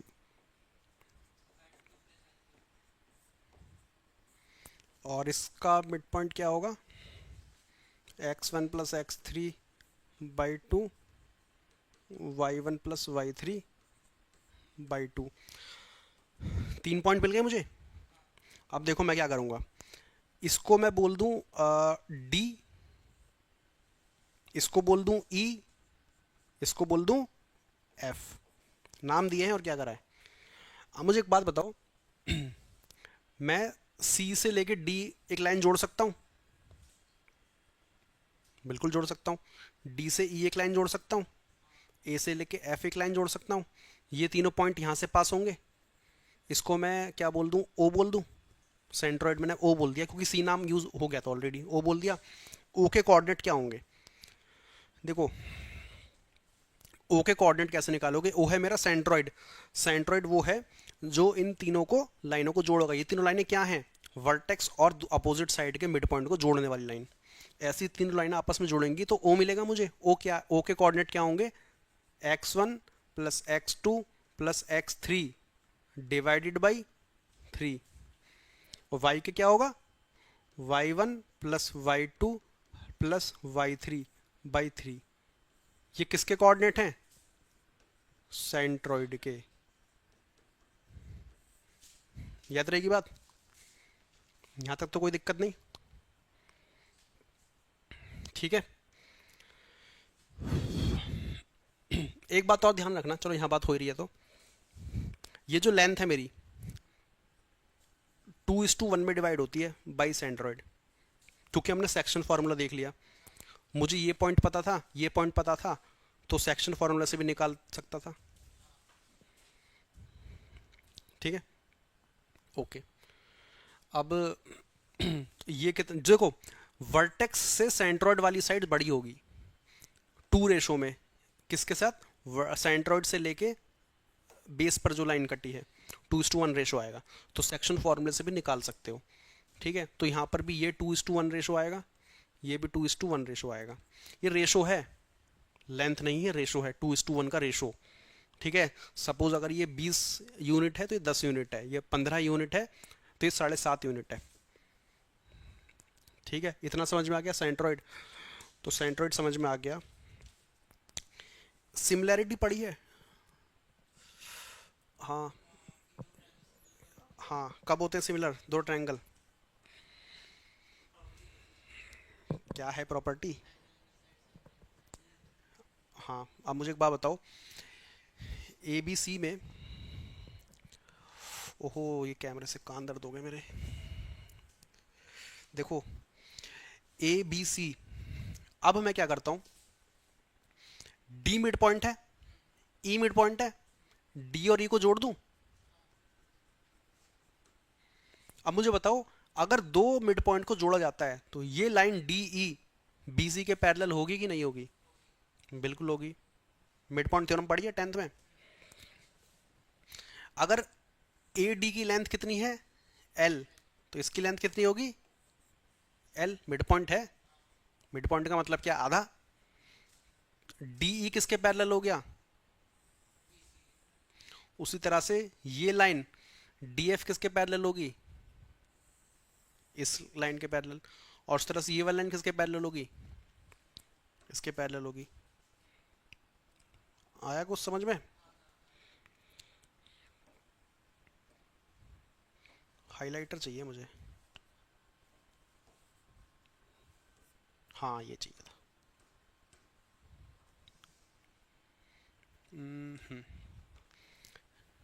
ये ट्रायंगल दिख रहा है एक,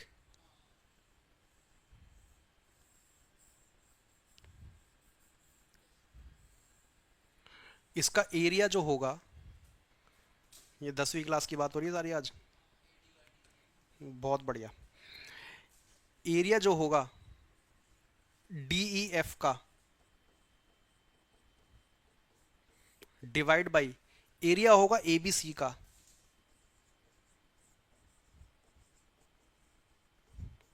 ये कितना होगा, इन दोनों ट्रायंगल की साइड के रेशो के बराबर, ठीक है। अब मुझे एक बात बताओ कि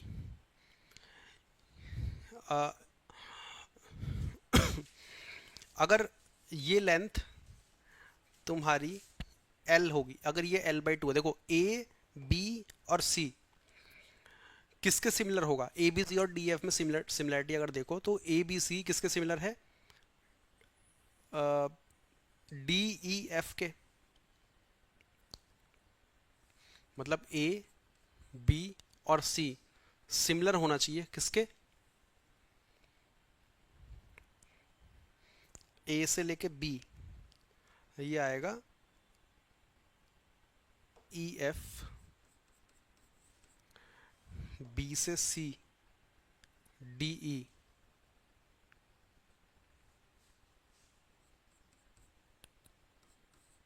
डी एफ ई, ये सिमिलरिटी आएगी डी एफ ई के बराबर। सिर्फ आपको रिजल्ट पता होना चाहिए, उससे काम हो जाएगा।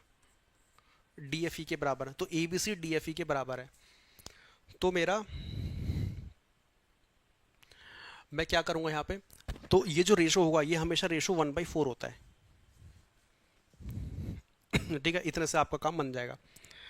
इस पे क्वेश्चन कभी नहीं पूछा लेकिन मैंने बता दिया, चीज़ यहाँ तक चली तो कभी भी मिड पॉइंट थ्योरम यूज़ करिए। मैंने यहाँ पर कौन सी थ्योरम यूज़ हुई है? Mid point theorem. Mid point theorem से जो मेरा ट्रायंगल बनता है, वो ट्रायंगल अगर तीनों के मिड पॉइंट को जोड़ने के बाद बना है तो वो ट्रायंगल हमेशा सिमिलर होता है बड़े वाले ट्रायंगल के, और इसका एरिया जो होता है पूरे ट्रायंगल के 1/4 के बराबर होगा। ठीक है, ये वाली बात समझ में आ गई। मुझे तो अगर 3 पॉइंट दिए जाएं तो मैं सेंट्रोइड के कोऑर्डिनेट निकाल सकता हूँ। सेंट्रोइड जो होता है लेंथ को 2:1 में डिवाइड कर रहा होता है, तो मैंने सेंट्रोइड कुछ ना कुछ समझ लिया। अब यहाँ से मुझे एक सवाल अगर मैं पूछ लूँ कि अगर मैं एक काम करता हूँ, अगले पेज पे चलता हूँ। मोस्ट लाइकली अब हम थोड़ी देर में ख़त्म ही कर देंगे लेक्चर। एक ट्रायंगल है मेरे पास, ए बी सी। अब मुझे इसके पॉइंट पता है। देखो, सी का मिड पॉइंट क्या है? डी। उसके कोऑर्डिनेट दिए मुझे x1 कॉमा, या फिर ए का मिड पॉइंट यहाँ पे ले लिया मैंने डी। यहाँ लेता हूँ, चलो सिमेट्रिक लगता है थोड़ा। x1 comma y1। बी का मिड पॉइंट क्या हो गया? ई। x2 कॉमा y2, और ये क्या हो जाएगा? x3 कॉमा, ये हो जाएगा मेरा f।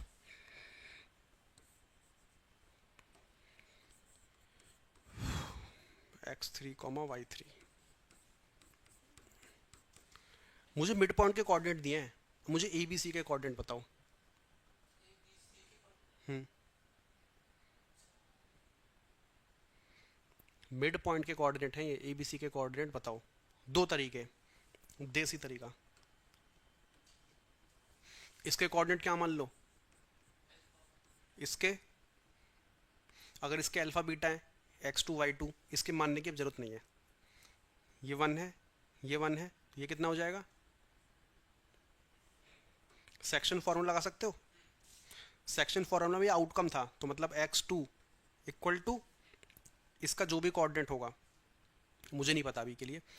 ये मैंने क्या मान लिया? अल्फा। देखो, अल्फा प्लस समथिंग बाई 2, तो ये कितना आ गया मेरा? 2x2 minus alpha.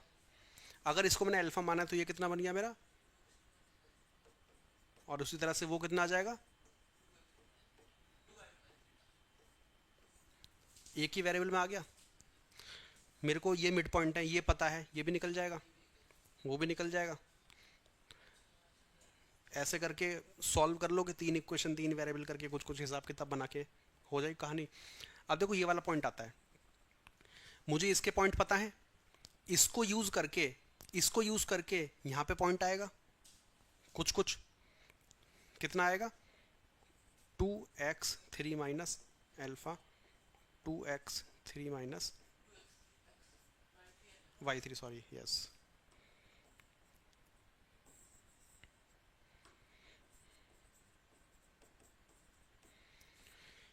इसको यूज करके निकाल सकते हो पॉइंट। एल देखो, मैंने क्या करा, इसका डबल करा, इसमें से ये माइनस कर दिया। अब 2x1 का डबल करो, उसमें से ये माइनस कर दो, तो कितना बनेगा?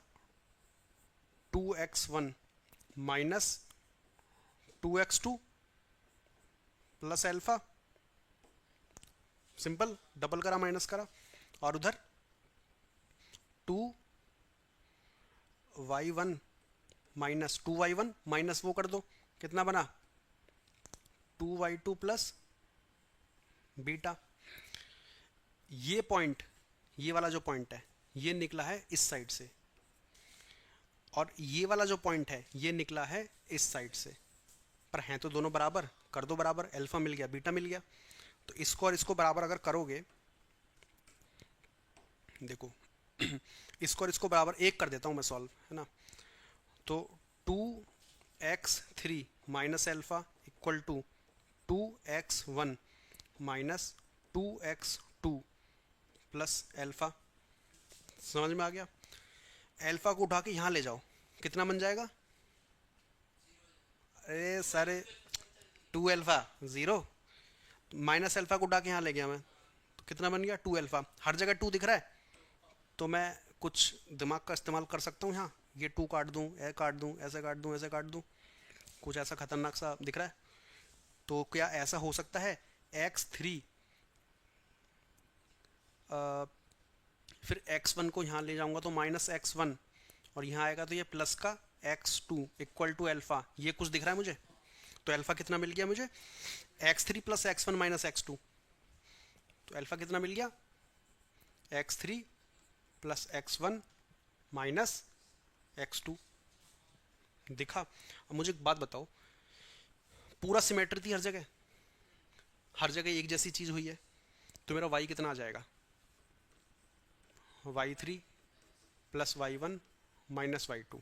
अब मैं तुम्हें दिखाऊंगा एक काम की कुछ बातें, दिमाग खोलने लायक हिसाब किताब। देखो क्या हो गया,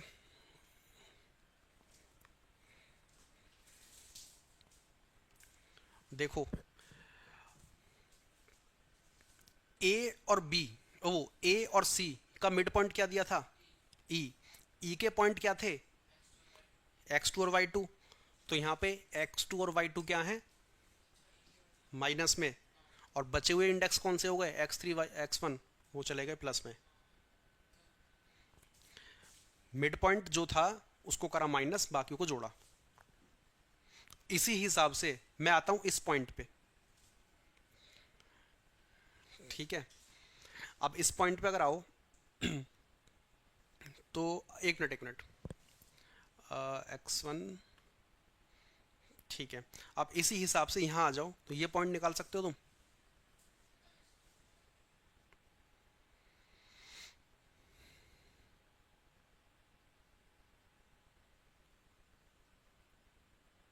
बस मैंने कोई कैलकुलेशन तो मैंने ठीक करी है। दिख रहा है यहाँ पे क्या आ रहा है, मैं भी देख लेता हूँ, कोई मैंने कुछ करा तो मैंने सही है, बस थोड़ा सा कॉन्फिडेंस ले लेता हूँ आपने नोट्स में से देखने के बाद। ये तो मेरे नोट्स में लिखा ही नहीं है।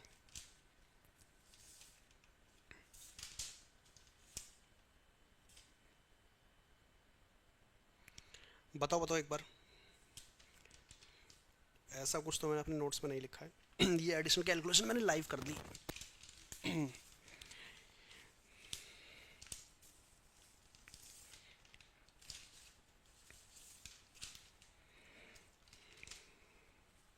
बस एक सेकंड देना मेरे को।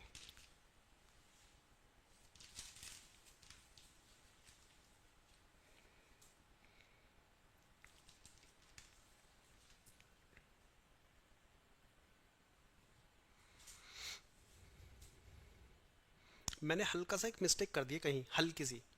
वो क्या मिस्टेक करी है एक्चुअल में, ये आना चाहिए था पॉइंट मेरा। इस पॉइंट पे एक्चुअली सिमेट्री क्या है कि ये जो मेरा पॉइंट होता है ना x1 y1, ये माइनस में जाता है। मेरा पॉइंट आना चाहिए था ये x2 plus x3 minus x1, क्योंकि इसके अपोजिट में x1 है। मैंने हल्की सी यहाँ पे कोई गलती कर दी, गलती प्लस माइनस की ही है। फिर से चेक करूँ, ये एक काम करो आप चेक करो, आप बता देना गलती कहाँ है। गलती कोई मेजर ब्लंडर नहीं है, अप्रोच यही रहेगी। ये जो मैंने लिखा है, मेरे पास मेरे नोट्स में रिजल्ट लिखा है, ये रिजल्ट आया इसी तरीके से है। ये पॉइंट है 1:1 में कट रहा है, 1:1 में कट रहा है, तो इस पॉइंट का मिड पॉइंट हो गया ये पॉइंट है, इस पॉइंट का इस पॉइंट का ये मिड पॉइंट हो गया। ये पॉइंट है, इस पॉइंट का ये मिड पॉइंट हो गया। मैंने ये पॉइंट एज्यूम कर लिया अल्फा बीटा। ये पॉइंट है मेरा x2 y2, तो मुझे ये मिल गया कितना, twice of x2 minus alpha, twice of y2 minus beta. अब मुझे ये पॉइंट मिल गया। अब इस पॉइंट का मिड पॉइंट आता है ये, तो इसको यूज करते हुए मैंने ये निकाल दिया, twice of x1 minus 2x2 plus alpha, सही। Twice of y1 minus 2y2 plus beta, ये भी सही है। ये पॉइंट इसके रिस्पेक्ट में 2 of x3 minus alpha, 2 of y3 minus beta, ये भी सही है। ठीक है, तो अब ये दोनों पॉइंट होंगे आपस में बराबर। जब ये बराबर होंगे तो two of X three minus alpha will be equal to two of X one minus two of X two plus alpha. ये बात भी ठीक है। तो मैंने यहाँ से माइनस एल्फा उठाया, इधर टू एल्फा, टू से टू काटा, X three minus X one plus का X two equal two alpha. ओहो, सही तो लिखा है, अरे सही निकाला था। X three plus X two minus X one ही तो है, मैंने यहाँ गलत लिख दिया, हल्की सी गलती हो गई, मतलब कैलकुलेशन हमने सही करी है, कोई बात नहीं, हो जाती है गलती, बोर्ड पे लिखते हैं। एक तो विजिबिलिटी एकदम पूरी, एकदम लेफ्ट राइट पूरा कोऑर्डिनेट आंखों का घुमाना पड़ता है। तो हमने सही तो निकाला, एल्फा क्या आया मेरा, X three plus X one plus X two minus X one.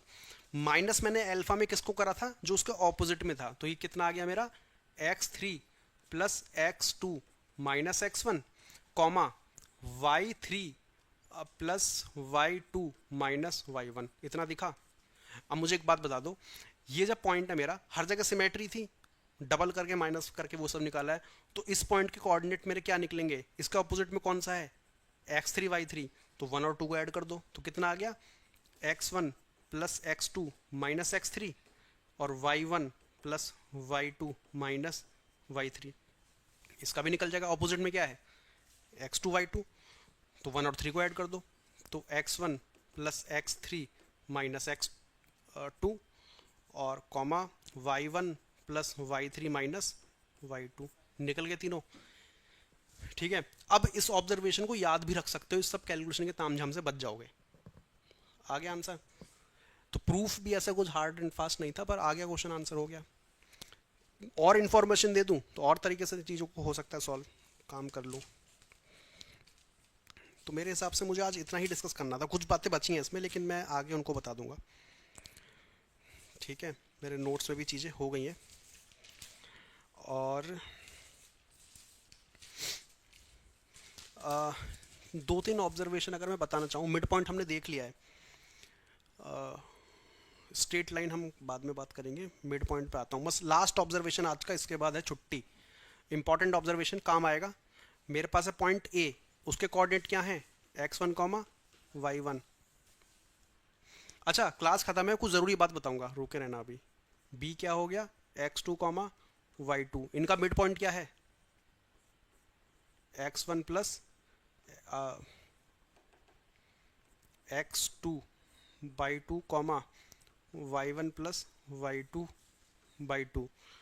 अब मुझे एक बात बताओ, सी पॉइंट यहाँ से और यहाँ से बराबर दूरी पर है, बराबर दूरी पे, 1:1 मिड पॉइंट। मैं हल्का सा ऊपर चला और ये 90 डिग्री है,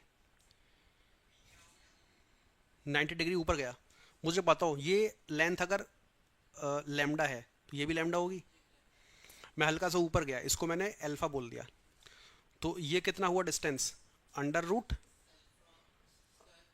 alpha square plus lambda square. ये कितना हुआ,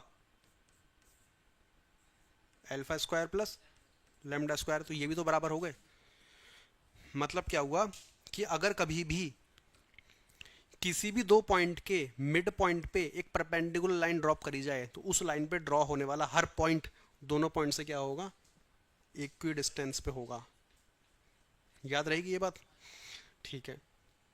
मुझे एक बात बताओ, अगर ये लेंथ लैम्डा है, परपेंडिकुलर डिस्टेंस से मैं ऊपर चलूँ, नीचे के लिए भी एप्लीकेबल है ये बात, ऊपर चलूँ नीचे चलूँ, हमेशा वो क्या होगा, इक्वी डिस्टेंस होगा। यहाँ से मैं यहाँ से अगर नीचे चला, ये लेंथ अगर लैम्डा है और मैं कितना चला नीचे, √3 लैम्डा चला नीचे, मैं यहाँ पहुँचा और मैं इसको यहाँ से यहाँ जोड़ दूँ, ठीक है, और इसको यहाँ से यहाँ जोड़ दूँ, कुछ दिख रहा है, मुझे बताओ। ये हमेशा 90 डिग्री है, पता है बात। जब ये 90 डिग्री है, ये लेंथ कितनी हो गई, ओके, और ये कितना है, लैम्डा। ये एंगल कितना है, थीटा। इस ट्रायंगल में मुझे टेन थीटा बताना कितना है, परपेंडिकुलर कितना हो जाएगा, √3 लैम्डा। बेस लैम्डा कितना आ गया, √3। कितना टेन थीटा होता है √3, 1060। तो कितना बन गया, ये इक्विलेटरल बन गया। मतलब कि दो पॉइंट के बीच में अगर 2 लैम्डा डिस्टेंस है, मैं उनके मिड पॉइंट से अगर √3 लैम्डा ऊपर ही नीचे जाता हूँ तो वो पॉइंट हमेशा क्या बनाएगा, इक्विलेटरल ट्रायंगल। और इक्विलेटरल ट्रायंगल के अलावा जितने भी पॉइंट होंगे उस लाइन पे वो क्या बनाएंगे हमेशा, आइसोसेलेस ट्रायंगल। क्यों है आइसोसेलेस, आइसोसेलेस इसलिए है क्योंकि ये जो दो साइड आएंगी हमेशा बराबर हैं। ये लिखा तो है यार, इतना तो ऑब्जर्व करो, आइसोसेलेस मिलेगा। तो इसको मैं ऐसे भी कह सकता हूँ, दो पॉइंट के मिड पॉइंट पे अगर कोई परपेंडिकुलर लाइन ड्रॉ करी जाती है, उस परपेंडिकुलर लाइन से मैं जितने भी ट्रायंगल बनाऊंगा ए और बी के साथ, वो हमेशा एक आइसोसेलेस ट्रायंगल बनाएंगे। In one case this isosceles will be N equilateral triangle. सारे आइसोसेलेस ट्रायंगल इक्विलेटरल होते हैं। आइसोसेलेस मतलब दो साइड मैच करें, तो इक्विलेटरल में तीनों मैच करती हैं, तो आइसोसेलेस ट्रायंगल इक्विलेटरल होते हैं। इक्विलेटरल सारे आइसोसेलेस, नहीं उल्टा बोल दिया मैंने, सारे इक्विलेटरल आइसोसेलेस होते हैं पर सारे आइसोसेलेस इक्विलेटरल नहीं होंगे। तो इसका मतलब यहां से ड्रॉ होने वाले सारे ट्रायंगल क्या हैं, मेरे आइसोसेलेस हैं। सिर्फ एक ही केस में क्या मिलेगा मुझे, इक्विलेटरल, जब ये डिस्टेंस कितना है, √3 ऑफ लैम्डा। ये ऑब्जर्वेशन छोटे छोटे, ये प्रैक्टिस कर करके समझ में आएंगे। इसमें मैंने मिड पॉइंट देखा, एंगल देखा, छोटी छोटी थ्योरी से इतनी बात समझ में आ गई। ठीक है, ओके। अब मुझे एक बात बताओ, ध्यान से सोचना। देखो अब ये ऑब्जर्वेशन है, तो अब ये बहुत काम की बातें हैं यहाँ पे, मैं इसी में यूज़ करना चाह रहा था, थोड़ा सा क्लमजी ना हो जाए, मार्कर चेंज करता हूँ। मुझे एक बात बताओ, मुझे पॉइंट ए पता है, मुझे पॉइंट बी पता है, उनके बीच का डिस्टेंस भी मान के चलते हैं पता है, लैम्डा और लैम्डा रेशो, मतलब 2 लैम्डा डिस्टेंस है तो लैम्डा लैम्डा रेशो हो जाएगा उनका। ठीक है, मुझे एक बात बताओ, स्ट्रेट लाइन हम पढ़ेंगे, अगर स्ट्रेट लाइन में मैंने यहां से एक लाइन ड्रॉ करूंगा जो ए बी से एक एंगल ड्रॉ करेगी, अगर वो एंगल 30 डिग्री है तो किस पॉइंट पे काटेगी मैं बता सकता हूं। अगर वो एंगल सपोज करो 60 डिग्री है, अगर वो एंगल 60 डिग्री है तो क्या वो हमेशा एक इस पॉइंट पे काटेगी जो इसके साथ क्या बनाने वाला है, एक इक्विलेटरल ट्रायंगल। और मुझे एक बात बताओ कि इक्विलेटरल ट्रायंगल है तो इस पॉइंट के कोऑर्डिनेट क्या आएंगे हमेशा, एक्स तो हमेशा यही रहेगा, वाई हमेशा बदलेगा, वाई क्या होगा, √3 लैम्डा, कुछ ऐसा ऑब्जर्वेशन निकाल पाओगे। ये ऑब्जर्वेशन डायरेक्ट ट्रिक तौर पे यूज कर लूंगा मैं ऐसे ऐसे। ठीक है, तो चलो थ्योरी तो आज की इतनी हो गई, एक लेक्चर और होगा उसमें क्या बताऊंगा, मैं बताऊंगा उसमें शिफ्टिंग ऑफ ओरिजिन बचा है हमारा, रोटेशन ऑफ एक्सिस बचा है, और इसके अलावा एक्स सेंटर इन सेंटर, मैं अभी के लिए पॉज करूंगा, उनको करूंगा मैं स्ट्रेट लाइन जब चैप्टर चलेगा ना वहां पर बताऊंगा, ज़्यादा बेटर है उनको समझना। कल हमारा ये लेक्चर हो जाएगा ख़त्म, लेक्चर मतलब कोऑर्डिनेट सिस्टम हो जाएगा हमारा ख़त्म।